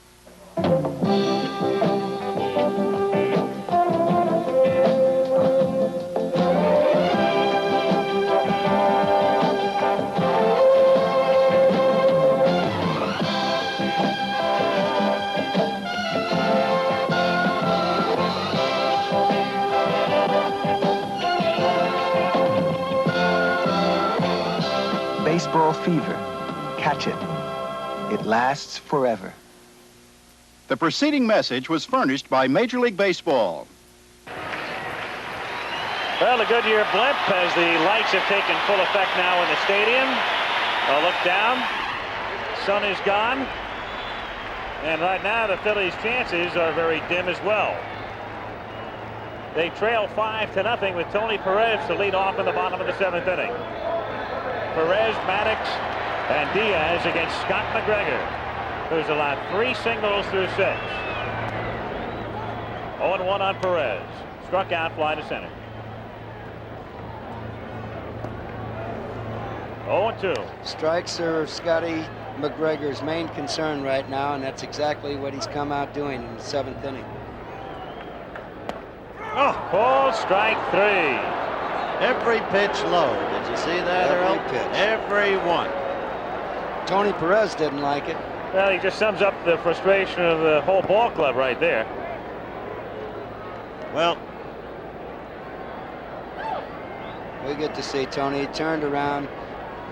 It's a borderline pitch, one that Scott McGregor just wanted to throw. It could be called either way, and look at Tony Perez.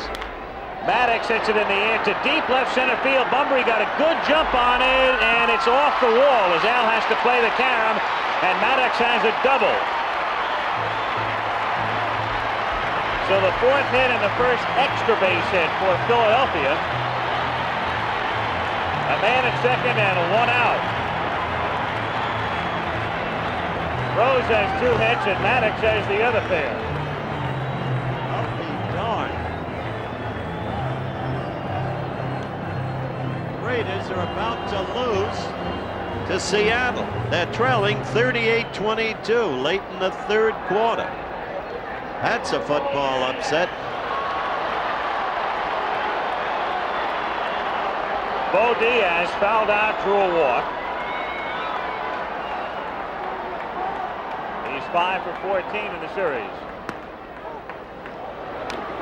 0-1. No action in the Oriole bullpen as of yet.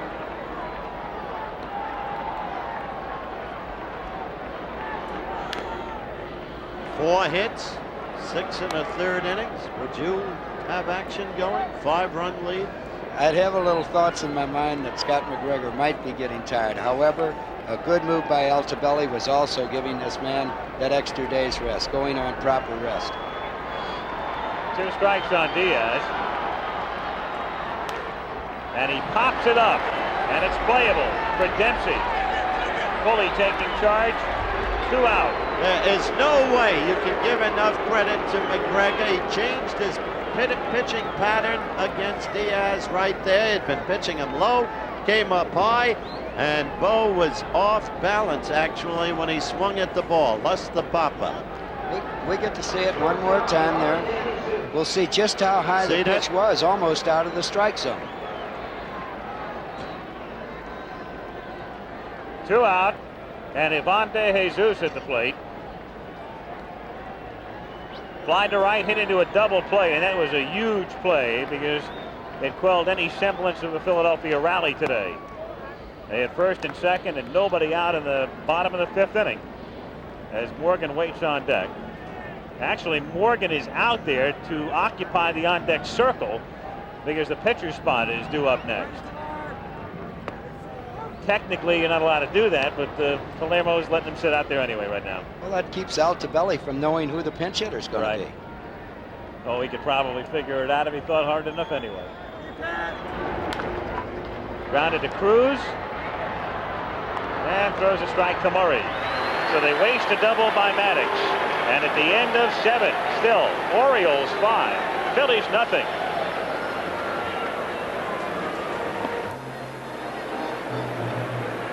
We're going to the 8th inning. Well, there may be another crack in that Liberty Bell after tonight. Shelby up. Shelby to pinch hit.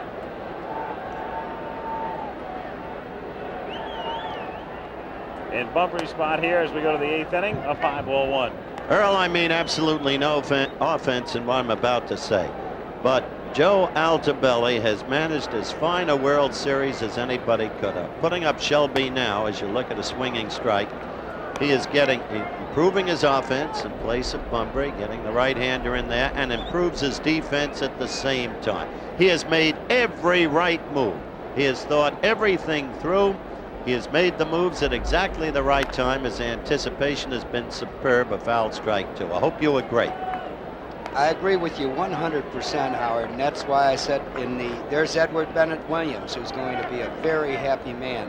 But that's why I said in the pregame show that he deserves this World Championship. He hasn't only made the right moves in the World Series, but did it throughout a 162-game schedule and also the playoffs. And he did it, and let's face it, Earl, and you can't say it, under very difficult circumstances. Not because you're just sitting up here. Everybody knows it. Earl Weaver, a legend in Baltimore. Very tough shoes to fill, obviously. And Alto had really nowhere to go but down in a way. And Joe admitted it. We never had the opportunity to play that interview that I did with Joe, in which he said, I knew I was succeeding a legend, and it did trouble me. And wherever he went this year, the same question. Can you imagine being asked 10,000 times at least? I couldn't have stood that, no. Shelby hits it in the air to shallow left center field. Maddox coming in with Matthews. And it's Maddox for the catch. So Shelby is gone, and he'll be staying in the game in center, and Danny Ford will be coming up. You know, it's interesting because of the geography involved in this series. We've grown so used to, over the years, teams winning championships, baseball, football, hockey, whatever, on the road, and then a big crowd greets them at the airport when they come home. Where do you go tonight in Baltimore if they win it? To the bus station? That's how the team came up. That's exactly right. That's how they're going back. Is there another way? I don't know. I-95 and the Beltway 695, I guess. And then 83, and then... And the first time in a long time they've had a World Series where you didn't have to fly between the cities. Maybe this team, if things stay as they are, will finally get the credit to it. A name I'd like to bring up, and a name that hasn't been mentioned much throughout this series, is Mr. Hank Peters, the general manager of the Baltimore Orioles, who did such a great job of building this ball club. The whole organization, how carefully constructed from the inside. Swing and a miss, and the count, no balls and 2 strikes. In 15 years while I was there, it was never a one-man vote. It was the scouts, it was the minor league managers, it was the major league managers, the major league coach, with the general manager taking a consensus opinion and forming his ball club. Danny Ford strikes out. There are so many ways to measure an outstanding ball club. One very good index is how they play on the road. The Orioles have won all of their postseason road games after leading the American League in road results in '83. Now that is not easy, my friend. Nobody ever dreamed that they'd have a shot at clinching here, winning 3 straight at Veterans Stadium.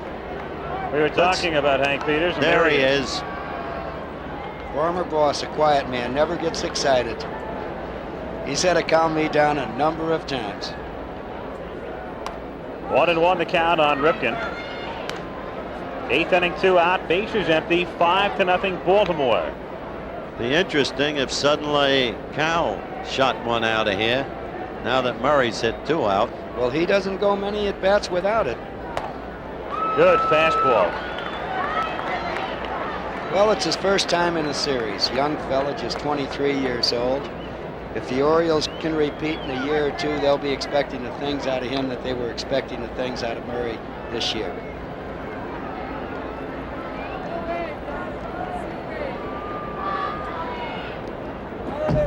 Two and 2 the count.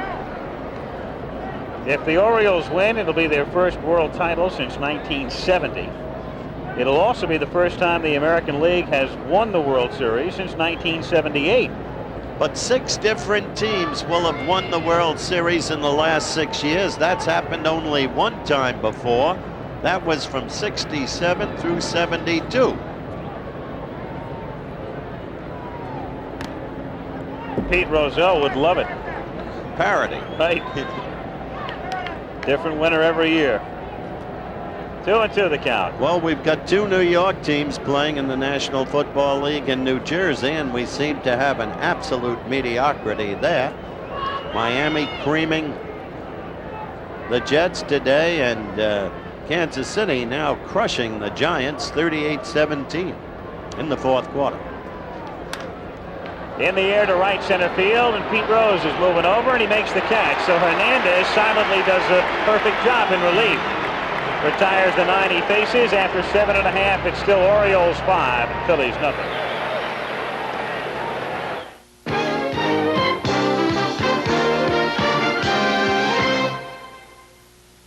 Bottom of the 8th inning, Al Michaels, Howard Cosell, Earl Weaver at Veterans Stadium in Philadelphia, 5-0 Baltimore. Scott McGregor has been in complete command. He has thrown exactly 100 pitches to this point, and 73 of those have been strikes. Sexto Lezcano will pinch hit. And contusion and all.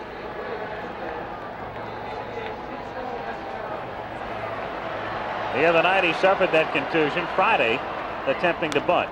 Little squibber down toward third, fielded by Cruz. He's got a great arm, throws off balance and gets him. 1 pitch and 1 out, and John Shelby, of course, stays in the game. He hit for Bunbury in center field. 1 away. Morgan coming up. Jumped on the first pitch of this inning. That is odd, down 5-0. Yet they think Scotty just might be laying the ball in there, because the last thing McGregor wants to do is walk anybody. Both sides of the story. Sure, that's obviously Philadelphia's theory, even though it's easy to say go up there and take a pitch. He doesn't look like he's about to walk anybody. 69 Orioles hit 146 against the Mets, and the Phillies hitting 196 to this point as Morgan rips it but foul. 69 Orioles I managed, and can you imagine a team with Frank Robinson, Brooks Robinson, Boog Powell hitting under 200 in a series? Morgan grounds it just there down the right field line and into the corner. Joe will take 2 unless he's sure he can move to third, and he's taking the chance. He's on his way to third, and he's lucky the throw was off the line or he'd have been out. If he's thrown out, that would have been talked about for a very long time. And he's fortunate because the relay from Dower that's on the money gets him. But Joe, maybe if nothing else, saying I've got to do this to try to ignite the team. That's exactly what happened, Al. Knowing the man, you know that's what was on his mind. And now there's Pete Rose.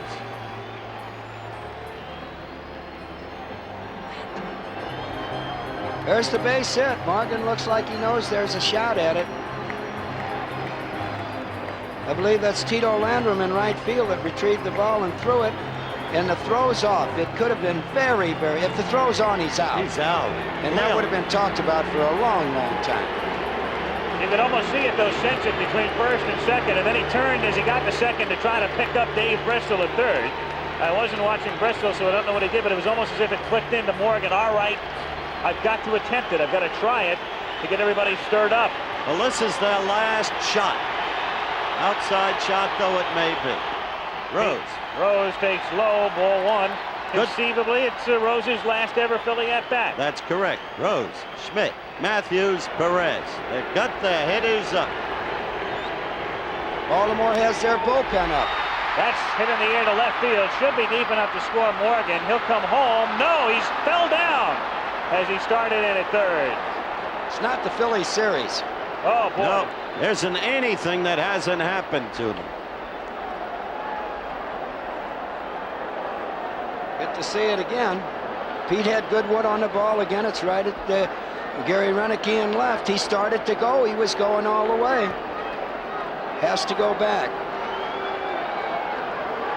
And so now it's the big man all year long. And the service he's given this ball club and this town. Now the fans begin to rally, those who understand, and some of them start to applaud Mike Schmidt. Because this man shouldn't be booed. Agreed. But it's been that way for Mike ever since he came up with the Phillies in '73. Time call is there's some debris in the outfield that they'll remove. There's been a love-hate relationship with Schmidt. More love than hate, obviously, over the years. But they expected so much of him. He was much heralded when he first came up. He has always struck out a lot. He has been prone to slumps. But he's also given them 10 pretty good years here as well. And he has seen just about everything that can possibly take place in one career, because when he came up with his team, this was a terrible team.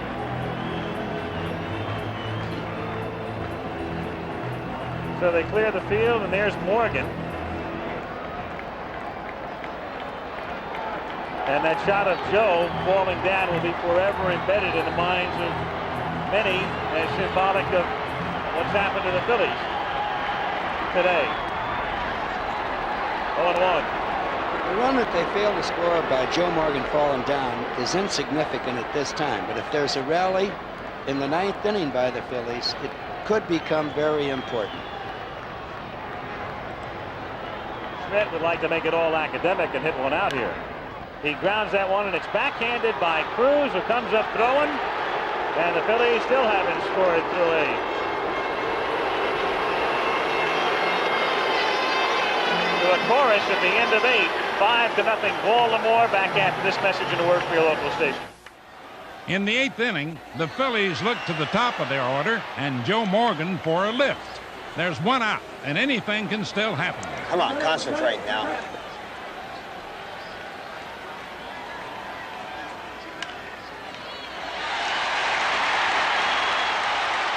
Just as he's done throughout the entire series, always giving the extra effort, Joe Morgan stretches a double into a triple. Philly fans realize that they may be down 5, but with Pete Rose coming up, there's hope and a chance to get back in the game.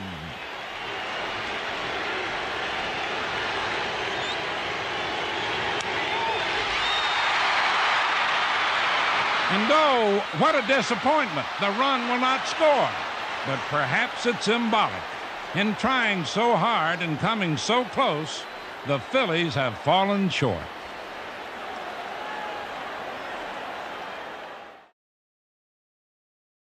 Here's Ron Reed in to pitch, the 4th Philadelphia pitcher. He'll be facing Murray, Renicky, and Dower in the top of the 9th inning. And when the Phillies come up in the bottom of the 9th, due up from Matthews, Perez, and Maddox.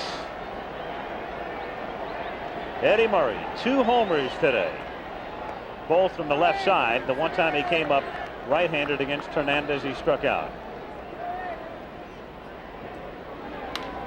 Murray hits it into right field, base hit. So Eddie Murray, who had 2 hits in the first 4 games, has his 3rd hit of the day. A single to right. That, interestingly enough, that's the first single for the Orioles today. 3 homers and a double, and now the single by Murray. Freddie, the series is ending too soon. He's getting hot. Yes, he is.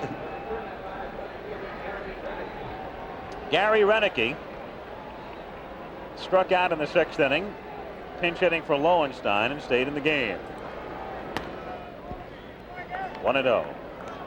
Gary hadn't seen a lot of right-handed pitching this year, and definitely a big fella like Reed. We talked about the other day, a sidearm. In the air to deep left center field. There have been a lot of homers in this series, but we won't have one more. Though we came close as Maddox makes the catch against the wall. So Maddox gets a good jump. Renicky becomes the first out here in the 9th inning. And Rich Dower is the batter. Dower 0 for 3 today. It's interesting. All the puzzle parts come through for Baltimore. He gets 3 hits in the World Series, and they all come in one game at opportune times yesterday. And he also made a nice defensive play, starting a double play.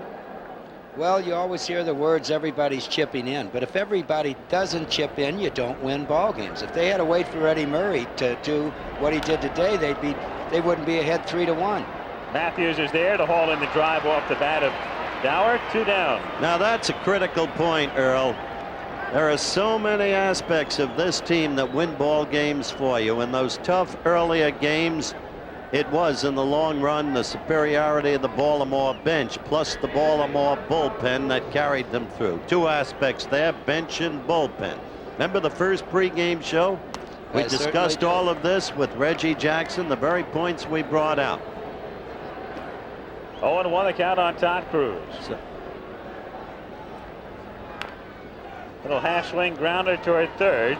Schmidt will barehand and throws him out.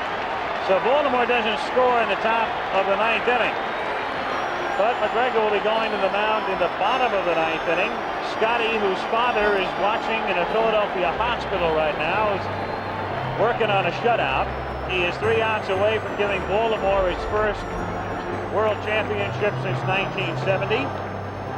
Matthews, Perez, and Maddox will be the men coming up for the Philadelphia Phillies at Veterans Stadium at about 20 after 7 Eastern time.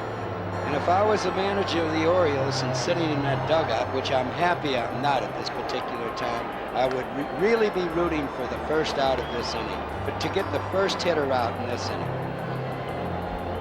Well, we have 2 teams. Howard talked about the differences, how they were built. Meanwhile, you've got Tippy Martinez and Sammy Stewart throwing just in case. But a couple of teams that were built differently, and also a couple of teams that figure to have Howard very disparate off seasons. Baltimore figures to remain relatively pat, and the Phillies may have a major overhaul. That relates, Al, and that's exactly right, to what I talked about earlier.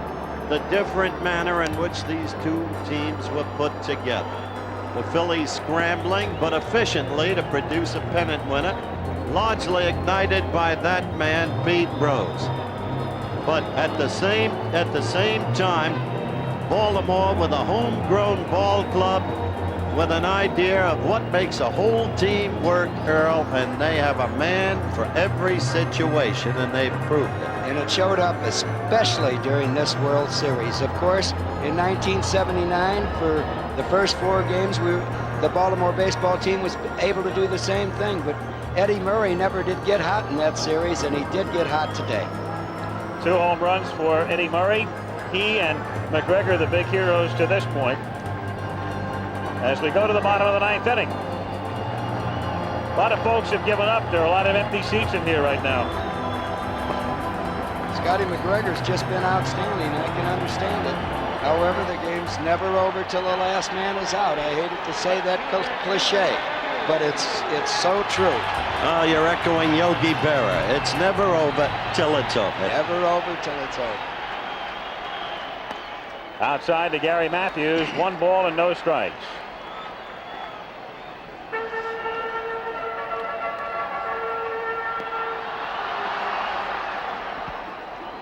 He checked in time. 2-0. Pete Rose, 42. 201 hits away from Cobb's record as Matthews goes after the pitch and hits it in the air down into the right field corner where Landrum sprints over and makes the catch. So it's been clearly Baltimore's day. That was a very difficult catch. You remarked earlier when Ford juggled one but retained it that you run out of room in a hurry in that corner. Look at this. Very evident right there. Of course, here in Philadelphia, you run out of room in about a 1/10 of a second. Couple of feet of foul territory. He's got to be thinking about the fence. And makes a nice play. Perez takes low, ball 1. Another point about this ball club and situation players. Landrum with a key home run in the playoffs right there. Don't let a rally get started. 1-1. Carol McGregor. Kara McGregor, Scott's wife. Foul back, 1 ball, 2 strikes. Gary Maddox waiting next. Stats of Perez against Scotty McGregor did not hold up today. No, they didn't. And there are 2 of the former Reds. To center field. Shelby is there, and the Orioles are an out away. Mike Schmidt, well, we'll talk about Schmidt's series. Glowingly in 80 and 1 for 20 in 83. One end of the spectrum to the other. Here's Maddox. So the Orioles, who lost the first game at home, came back to even the series and an out away from winning it in Philly. It's a looper foul off to the right. 0-1.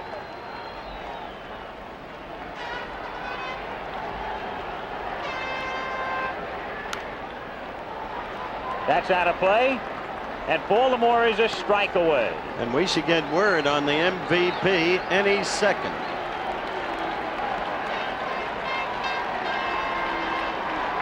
Oh, 2 the count on Maddox.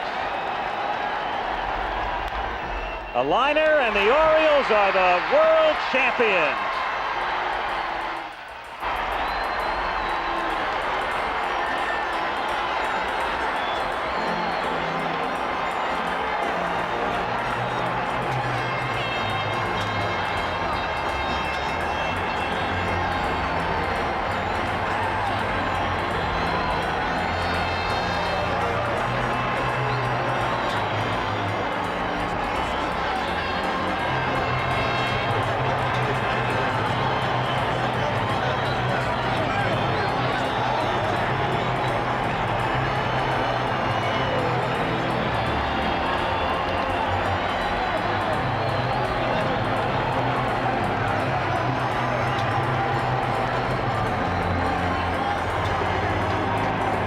Dempsey has just been named the unanimous most valuable player in this, the 1983 World Series.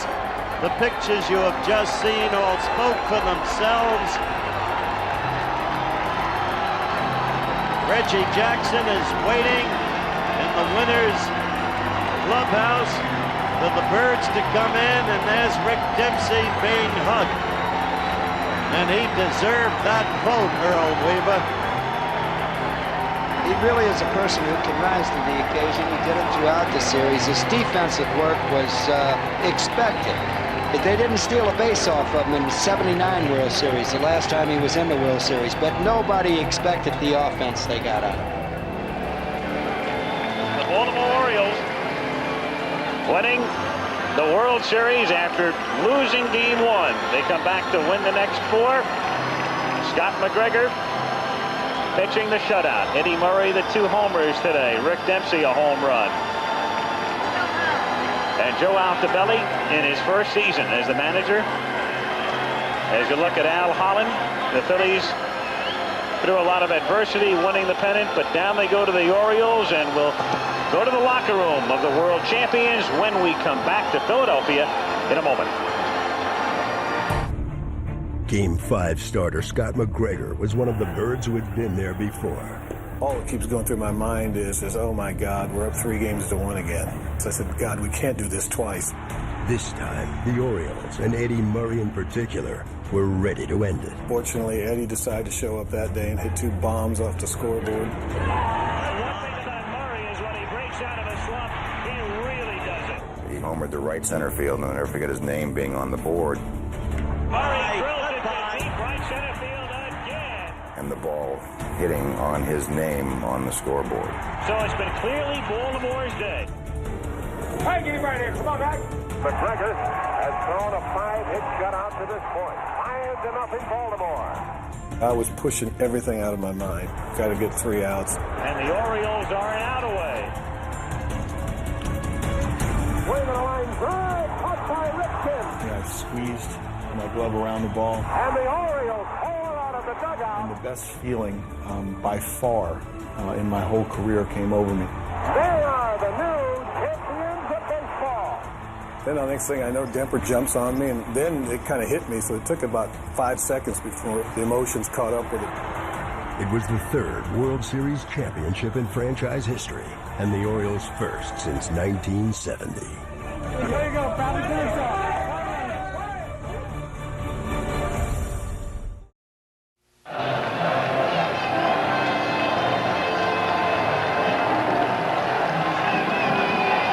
5-0, Baltimore wins it. They win the World Series. Let's go to the locker room of the Orioles and Reggie Jackson. Reggie. Well, it's obvious excitement down here. Won a World Series, and there's really nothing like it, that's for sure. We have Commissioner Bowie Kuhn of baseball here to present the World Series trophy, the World Championship trophy, to Mr. Edward Bennett Williams. Ed, as chairman of the board, I have a very special sense of nostalgia in presenting to you and to your skipper, Joe Aldebelli, your executive vice president, Hank Peters, the World Series most valuable player, Rick Dempsey, and all of you champions, the World Championship trophy. You've earned it. Thank you very much, Bowie. I'm so proud of this magnificent band of brothers called the Orioles. They have been so great all year. They came back from adversity. They overcame it. They have character. That's the happiest moment of my life in sports. And I want to thank Joe Aldebelli and Hank Peters for the magnificent job that they did. They deserve all the credit with the players for this great accomplishment. I'm very happy to take this great trophy back to Baltimore, to the people who gave us the magnificent support that we had all year long and that contributed so much to our success. All right. Thank you very much. Thank you very much, Commissioner. I'd like to... We have the President of the United States here. We're ready for the President. Mr. Reagan, Mr. President on the phone wants to talk to you and congratulate you. Okay, we're ready. Hold on 1 second. Go ahead. Hello, Mr. President.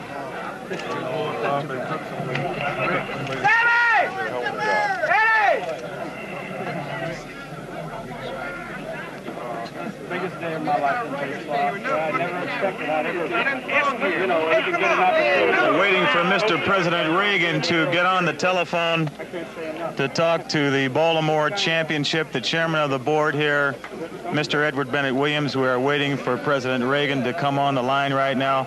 Maybe having a few problems here. There's the champagne, that's for sure. That's a sign of a world championship. Rick Dempsey, while we're waiting for the President of the United States while we're waiting for the President to get through, Rick, you've been named the most valuable player of the series, and someone told me that you picked the right time to get hot. You haven't been hot in 11 years. I haven't. I've been here for 11 years. I've never been hot. This is one series I'll remember for a long time, Reg. I know that for a fact I haven't had 2 good hits like that in a series since my first trip into Texas early this year. The champagne has my eyes burning, that's for sure. Any way that you fellows decided to pitch the Philadelphia Phillies, because you really seem to handle them? Well, there was really nothing specific. When McGregor goes out there on the mound, you know he's just going to throw his fastball and his changeup the majority of the time, and we just have to play situation and try to stay away, just to keep from getting hurt with a long ball with their power Rick, and all. I got to cut you off. Okay. The President of the United States is on the telephone right now with Mr. Bennett Williams. Hello? Hello, Mr. President. Hello, Mr. President. Yes. Well, listen, I can't tell you, I've been sitting here and probably had it all figured out that you would never allow me to ball on your guest. Listen, I'm just sorry that you missed this game, Mr. President. We have to get you back. I was watching it on TV, but when I left that first night at the 7th inning and you were ahead, then it turned out wrong. I thought, I'll never get in the ballpark. Anytime you want to come, we'd love to have you, sir. And I'm sorry that you missed this great series up here in Philadelphia. It was really magnificent baseball. I was sitting here very excited watching the whole thing on TV. Well, thank you so much, sir. I know you got a lot of others there that can't give me a break. Should be recognized for a whole lot for that matter, but General Manager Peters. I'd like to have you talk to the most valuable player, Mr. President, Rick Dempsey. Mr. President. Yes. Congratulations. Thank you, sir. Now here you can tell the Russians we're having an awful good time over here playing baseball. We're having more fun than the Phillies were. Definitely. Congratulations on being the most valuable player. Thank you, sir. It's a pleasure talking to you. Thank you.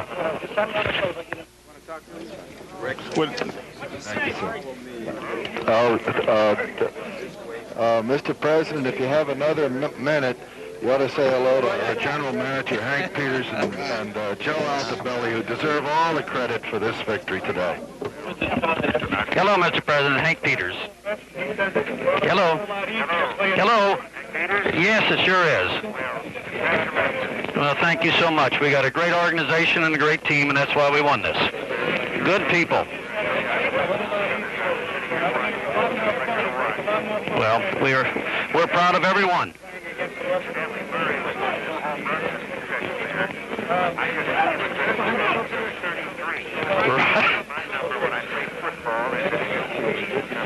Whatever you want to do, young man. You knew it was going to be his day. Well, very good. We'll remind him of that. Okay, I'm going to put Joe Altobelli on the line here. Mr. President. How are you? Yes, we met in May. I think, on the South Lawn when you named the month of May. Right, we had the Little League baseball game. Since that time, I've tried to watch all your old movies.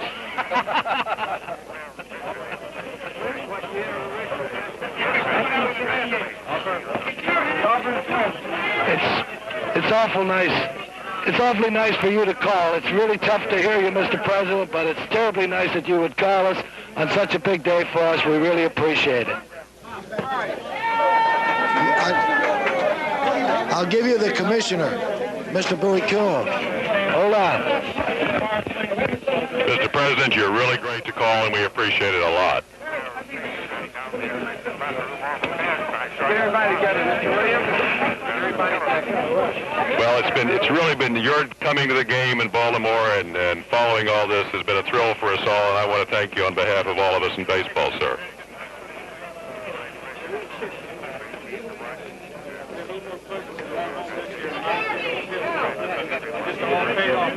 Well, we thank you very much, Mr. President. Thank you, sir. Very good. Goodbye. Thank you very much. We'd like to apologize for our audio problems, and we're going to go over to the Philly locker room to see what's going on over there with Ted Bryant. Thank you very much, Reggie. It is never easy to work the locker room of the runner-ups because there's so much disappointment here. But this club really fought to get into this series, and I think there's a lot to be proud of. When this man right here, the manager Paul Owens, took over at midseason, they were around 500, rallied, got very hot in September, came in, won the National League from the Dodgers in the series, and came in here, won the first game here. And a couple of pitcher duels that could have gone either way, and then the wheels came off. Quite frankly, the club didn't play up to your expectations today, I know. Well, we didn't today, but I thought it's been a good series, about the way I thought it would go. And it was tight all the way. A key hit here or there could have turned the third and fourth game around, and we could still be playing. But I'm proud of my team now. They battled back with a lot of adversity. We played well. They played together. And I know that this series is 4-1, but I think we played a lot better than that. Paul, were you second-guessing yourself at all about leaving Hudson in so long? No, he threw. There's 2 home run balls. He got 2 up and up, and there's not much you can do. You don't give him much time to think on those. But he pitched well, and he made a couple bad pitches to a real good hitter, and that's always happened. We didn't do anything with the bats today. We haven't for 2 or 3 days, so I think that was a big difference in the series altogether. But I'd like to congratulate Joe and Hank Peters and the Baltimore club. They have a fine club, well managed, and it's a good sound ball club. And, I just wish them well. Congratulations to you. It's been a fine season. You're a class individual, and thanks for being so patient and coming over to talk with us in this very tough situation. Well, my pleasure. Okay, Paul Owens. We'll have more from the locker rooms right after these messages, so stay with us. In the bottom of the 9th, with 2 out, the contrasting expressions tell the story. Scott McGregor needs just 1 more out. Cal Ripken has it, and the Orioles have won the World Series. Baltimore becomes only the 4th team ever to win 4 straight after losing the opener. Oriole pitching was outstanding, topped off by Scott McGregor's shutout. And selected as the series' most valuable player is catcher Rick Dempsey, whose home run and 4 doubles set a record for most extra base hits in a 5-game series. With fiery leadership, Rick Dempsey helped bring his club to the place it dreamed of being, on top of the baseball world.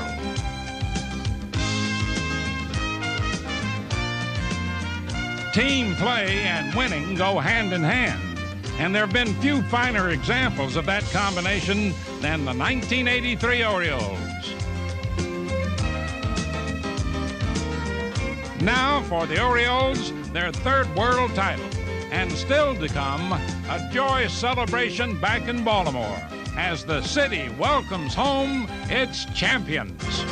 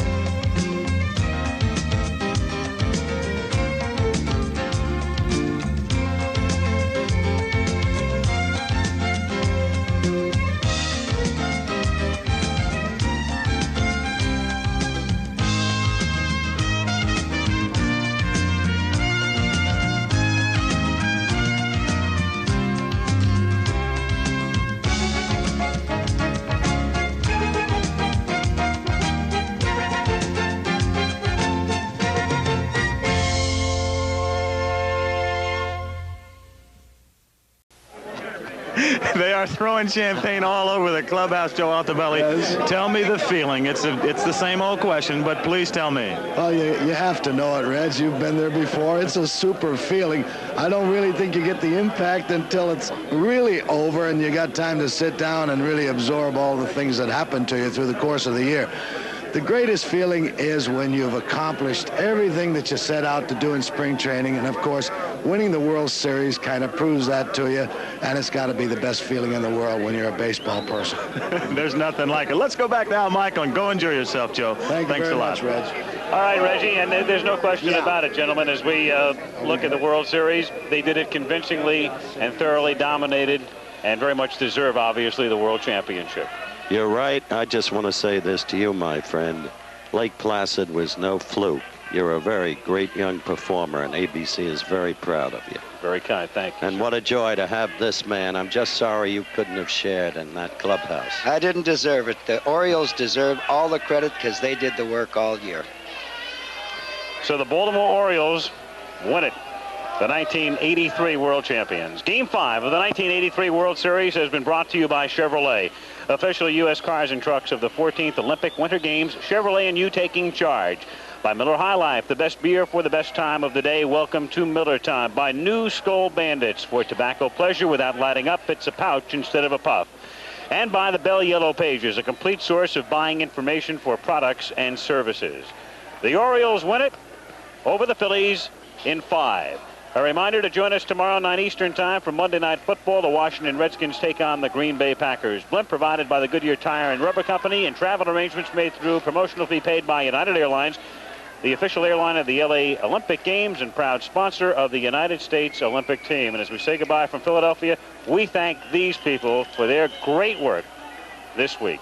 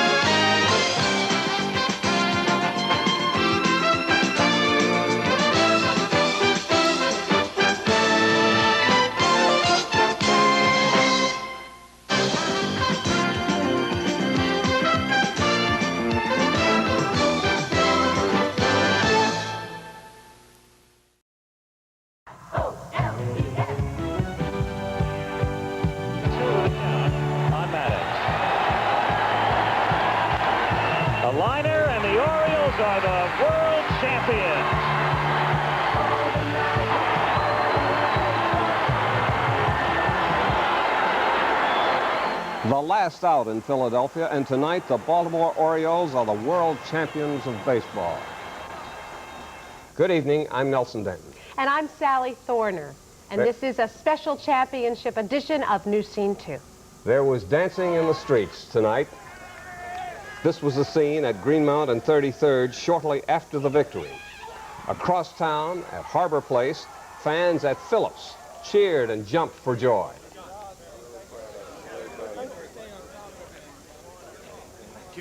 And in the Oriole locker room in Philadelphia, the team poured its joy on one another. Commissioner of Baseball Bowie Kuhn presented owner Edward Bennett Williams with the World Series trophy. President Reagan telephoned congratulations. We have to get you back. The celebration is far from over tonight. This is the news scene right now at Memorial Stadium. Thousands of fans have been arriving there all evening to welcome the Orioles home. The team should be here within the hour. Waiting with the fans is Brad Ganson. Brad? Sally, there are a few thousand fans, banner-waving fans, saying we are the champions around this podium, where the Orioles will talk to them a little bit later on as soon as they arrive. There's also, along 33rd Street, on either side, the sidewalks are lined with people waiting for the buses to come in from Philadelphia.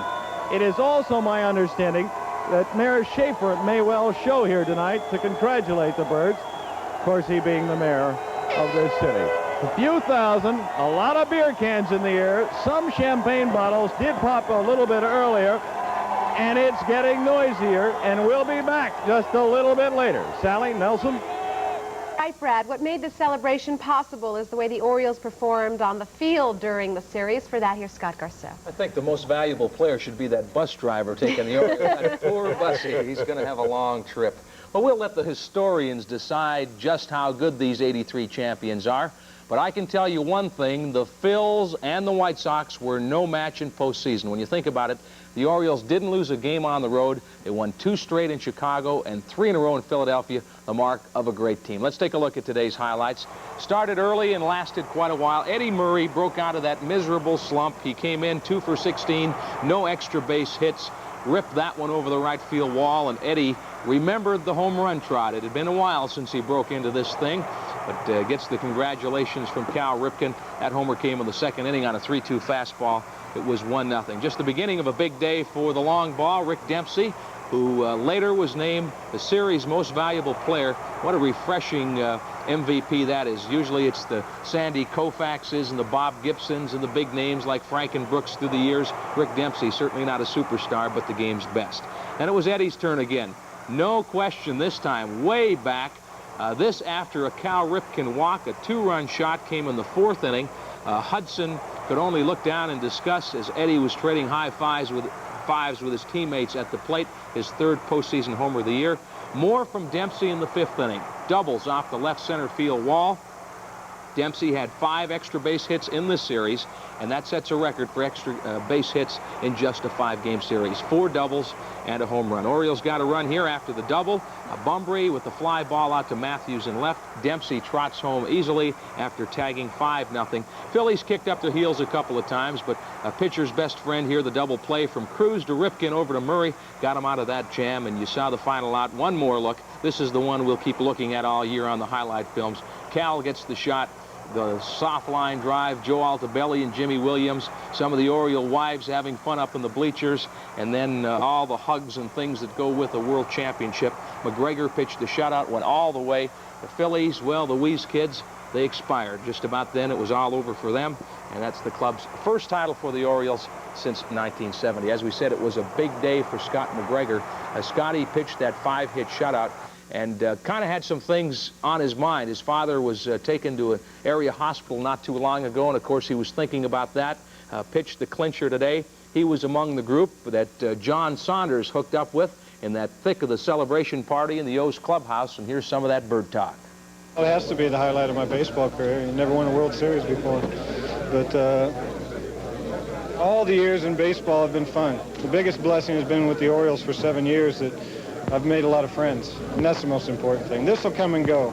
2 weeks from now, we'll have bills to pay and start getting back in shape again, and this stuff comes and goes, but your family and the Lord and things like that will be with you forever, and they're the most important. A lot of people before the game, myself included, said, hey, Eddie's going to smack a couple today. Were you just trying to make us truthful people? Is that what it is? Well, I kept hearing, you know, people kept coming up to me today. Reggie came up to me, Lee May came up to me, and they told me, you know, they just say, hey, you look good, and let's say, in taking pictures up there yesterday, which was, I think I probably got away from my game a little bit and facing guys that I don't normally see, which is, you go up there, and I think I was just a little bit too aggressive up there. You know, they would throw a pitch over the plate, and I would just swing at it. And I finally started going up there, taking a pitch, just to, let's say, more or less clocking the speed on the guy or seeing how much a curveball actually breaks or whatever. And I started to feel pretty good yesterday, actually. This has been great. You know, if somebody told me we was going to come into Philadelphia and take 3 in a row, I'd have said, no way, not in their home turf with these people. But, you know, this team is fabulous. We just never quit. The guys you don't expect to do things do it when the other guys are struggling, and it's just been fabulous. Oh my goodness, is that cold? That must have been hooligan. Is that a fabulous feeling too? Any feeling like this ever? I doubt it. When you set out in spring training to reach this pinnacle and then you win the World Series, the enjoyment you get is having accomplished everything that you set out to do. What a job that man did with such a fine team. Joe Altobelli in his first year as a world champion with the Orioles. More on the Birds a little later on, and a special look at MVP Rick Dempsey. We want to look at that. Oh, thanks very much, Scott. Rick Dempsey, a deserving but unlikely most valuable player in this series. He joins a group that has a Cooperstown ring to it. Koufax, Gibson, Reggie, Bench, and Brooks and Frank, all series MVPs. Rick Dempsey has just been named the unanimous most valuable player in this, the 1983 World Series. Certainly Rick Dempsey isn't in the same class as those superstars. He doesn't have a great bat, but his grittiness and will to win make him Babe Ruth among shot and a beer fans across the country. He started the series as Mo, leader of the Stooges, and he ended it as the most valuable player of this 80th World Series. I must have changed roles somewhere. Somebody mistook me for somebody else for once, but I don't know. I'm glad that I was able to contribute. It just seemed like, I don't know, the batter's box was a little different. Something was a little bit different because I never expected I'd get the biggest hits, you know, or end up being the MVP of this ball club. We got so many guys that are deserving of that award, and I was just happy that I was chosen. Let's recap the drive to the car for Rick. It started in Game 2 last Wednesday night at the stadium. The score tied at 1. The Dipper doubles. Dower comes around to score, and Baltimore leads 2-1. Turned out to be the game-winning RBI as the Orioles went on to win 4-1 and tie the series at a game apiece. Game 3, and Dempsey is doing more than stretching in the 7th inning. Here he lines a double. 1 of 5 extra base hits for Dempsey in the 5-game series. That a World Series record. He eventually would score the tying run. In the bottom of the 7th, he did what he likes to do best. Veteran Joe Morgan tries to steal second, but down he goes as number 24 rings him up. He's out at second. Today, Game 5, and the bat is booming. Rick, who's only hit 42 career homers, takes Hudson deep in the 3rd inning. He later would double off the wall.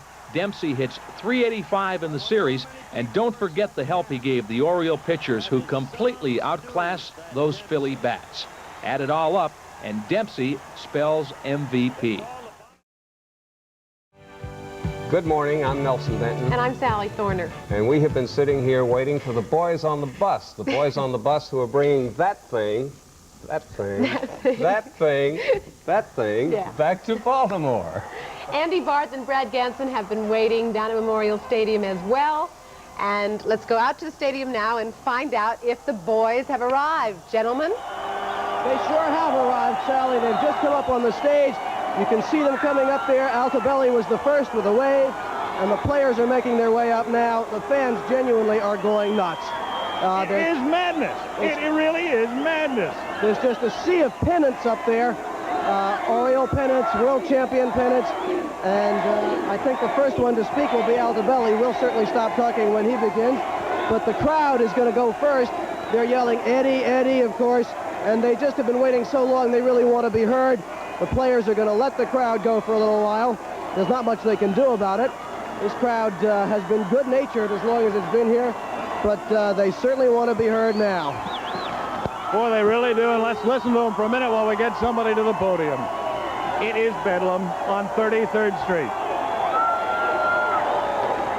The police have taken up positions on both sides of the microphone so that there is a clear shot at it for the players, but they're just savoring the moment and taking a while to come up. We don't know who will speak first, MVP Dempsey or elder statesman Ken Singleton, or maybe it'll be Eddie Eddie. We'll have to wait and see. They're trying to get organized. The Orioles are backed up right into the stadium itself, and the crowds and police are on either side of them. And of course, the crowd in front is just elbow to elbow. I have never seen them crushed together like this in a situation. We were down at the airport when they won the playoffs, Andy, and they were not crushed together like this at all. No, this really is tight. There really are a lot of people here. Storm Davis just came up and held up the "We're number one" sign. That was the response you heard from the crowd. There it is again. One interesting thing that's going to happen here tonight, the players left their cars here on Thursday when they came. There's Dan Ford saying number one. Everybody perhaps is just going to come up and wave, or I'm sure that there will be a chance when some of them speak. I don't know how anybody could get a speech in this crowd. I think they'd quiet down to hear the people they have come to cheer tonight, but we'll have to wait and see. I was saying about the players, they've all got their cars here in the parking lot, and it may be an awkward surprise for them when they find that they're blocked in by this crowd. We'll see then how mutual the love affair is. Going home may not be fun tonight, as you say, Andy. They were trying to get Elrod Hendricks to the microphone for a few minutes. All right, here's the MVP. Rick Dempsey has just arrived on the podium. I think Tippy Martinez might be behind him. I can't tell. There's Scotty Sammy McGregor. Stewart's up there. Of course, the Oriole announcers, Tom Moore and John Miller, are the first at the microphones, kind of bringing the players up. And there you have Rick Dempsey. Dempsey is there. Let's listen to it.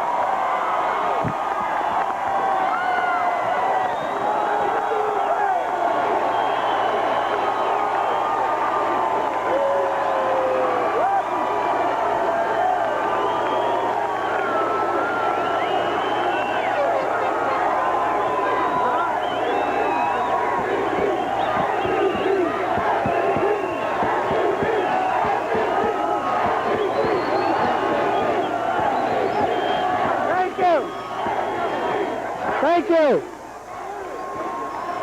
I don't know, is it on? Can you hear me?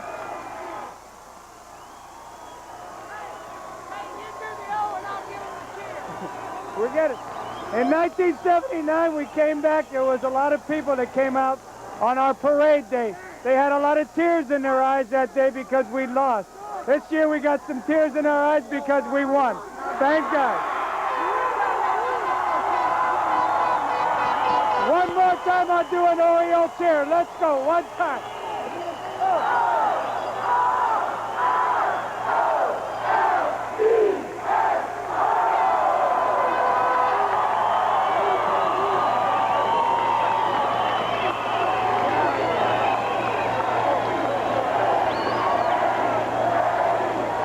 They want me to tell you that tomorrow at Mount Vernon Place there's going to be a parade at 12 o'clock tomorrow. We'll see you all there.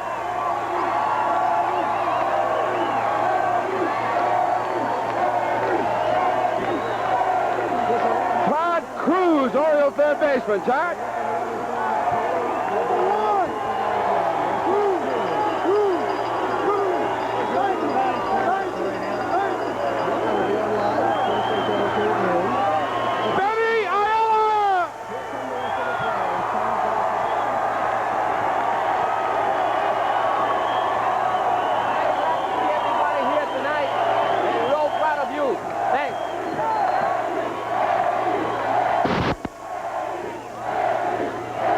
Singleton, 10.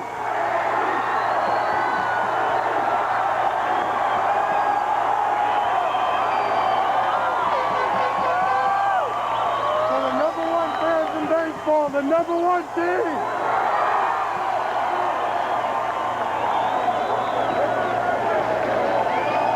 Cal Ripken Jr.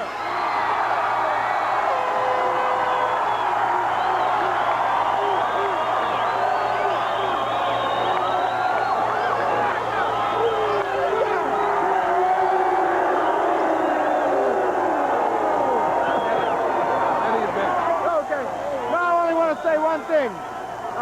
You remember the Chicago no. Yeah, well, we want to do it.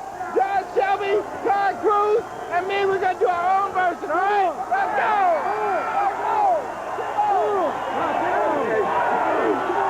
Here's Eddie Murray.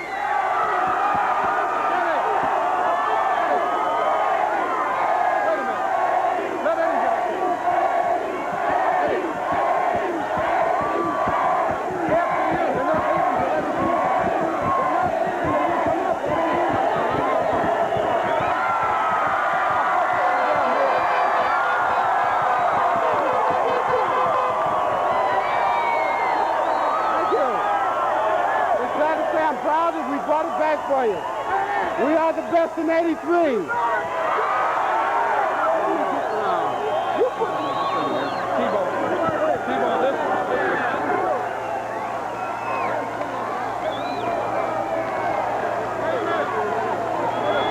We're going to sing. Wait a minute.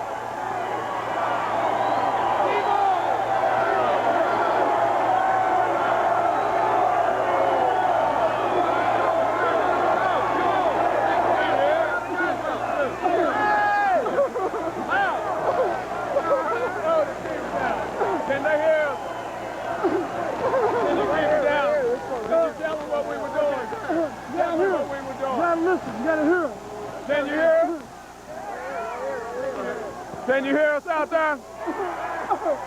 We want to sing this little song that Chicago was going to sing when they won, but we put it in our own version. So it kind of goes like this. On the mic, right on the mic.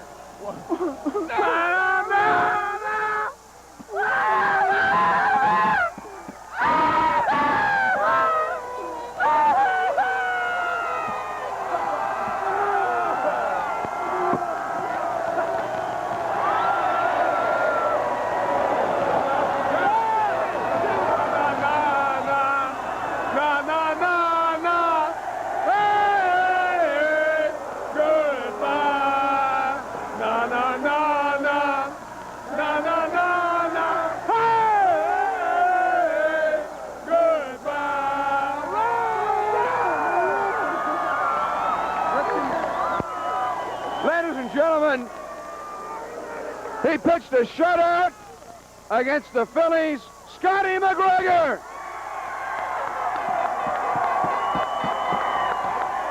I don't think you can hear us anyway.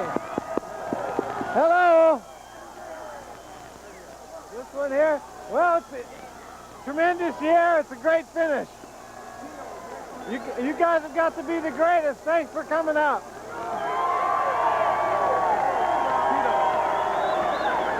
He hit a home run in the playoffs today. He made a spectacular catch. Tito! Tito!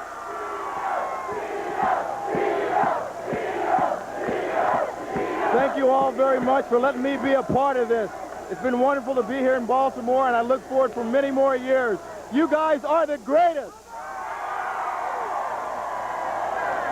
In postseason play, the White Sox and the Phillies had a hard time scoring runs. We had a great pitching staff. Pitching coach, Ray Miller.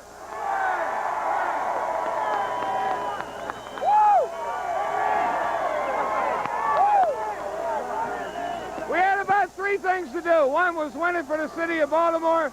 2, prove that Chicago didn't have good pitching, that Philadelphia didn't have good pitching, but the Orioles can win.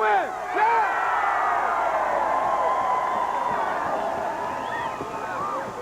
Also here tonight, if you look over there, is the moon. That's where Eddie Murray hit 2 home runs to the moon. Everybody kept talking about the Oriole organization. Here's the man who made it all happen at the top, General Manager Hank Peters.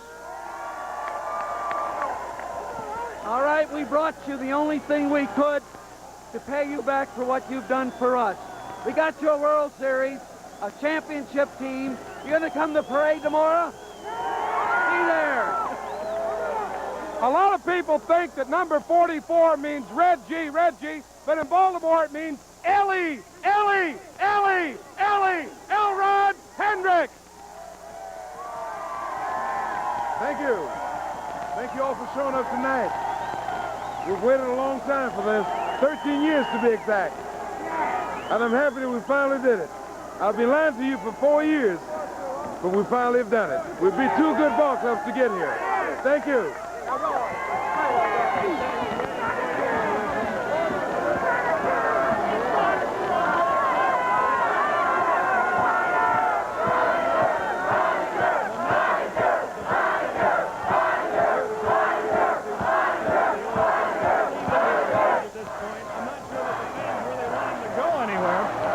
They are leaving, but the fans continue to chant and wave their banners and do everything that they want to do to just express their happiness at being a part of this 1983 World Series. I don't know where he went. Andy, that's about it from the ballpark. All right. Yes, it's one of those things where it's sort of hard to let go, to say goodbye. We've been hanging on to the Orioles and following them for so long now that with winning today in just 5 games, they wrap it up and they cut it off. That's all there is for this year, except for the parade tomorrow. And these fans, as you said, don't want them to go. But I think the last goodbye has just been said by John Miller. Yes, and then, as you say, they will get another chance to applaud their Orioles tomorrow as the parade starts at Mount Vernon and goes on down. And we do all the good things tomorrow that we did tonight, and we'll do it during the daytime. All right, that's about it from Memorial Stadium. Brad Ganson along with Andy Barth, 1983 world champion Baltimore Orioles have returned home. Well, Scott Garceau has covered every hit, run, error, balk, pass, ball, and you got some thoughts in this 10th inning? I didn't see John Saunders out there. I'm wondering if he made it out of the champagne in the clubhouse. We may have to send the search party. Just a few. As I said earlier, we've been giving final thoughts, it seems like, for a month now, but just about now, I guess they are final.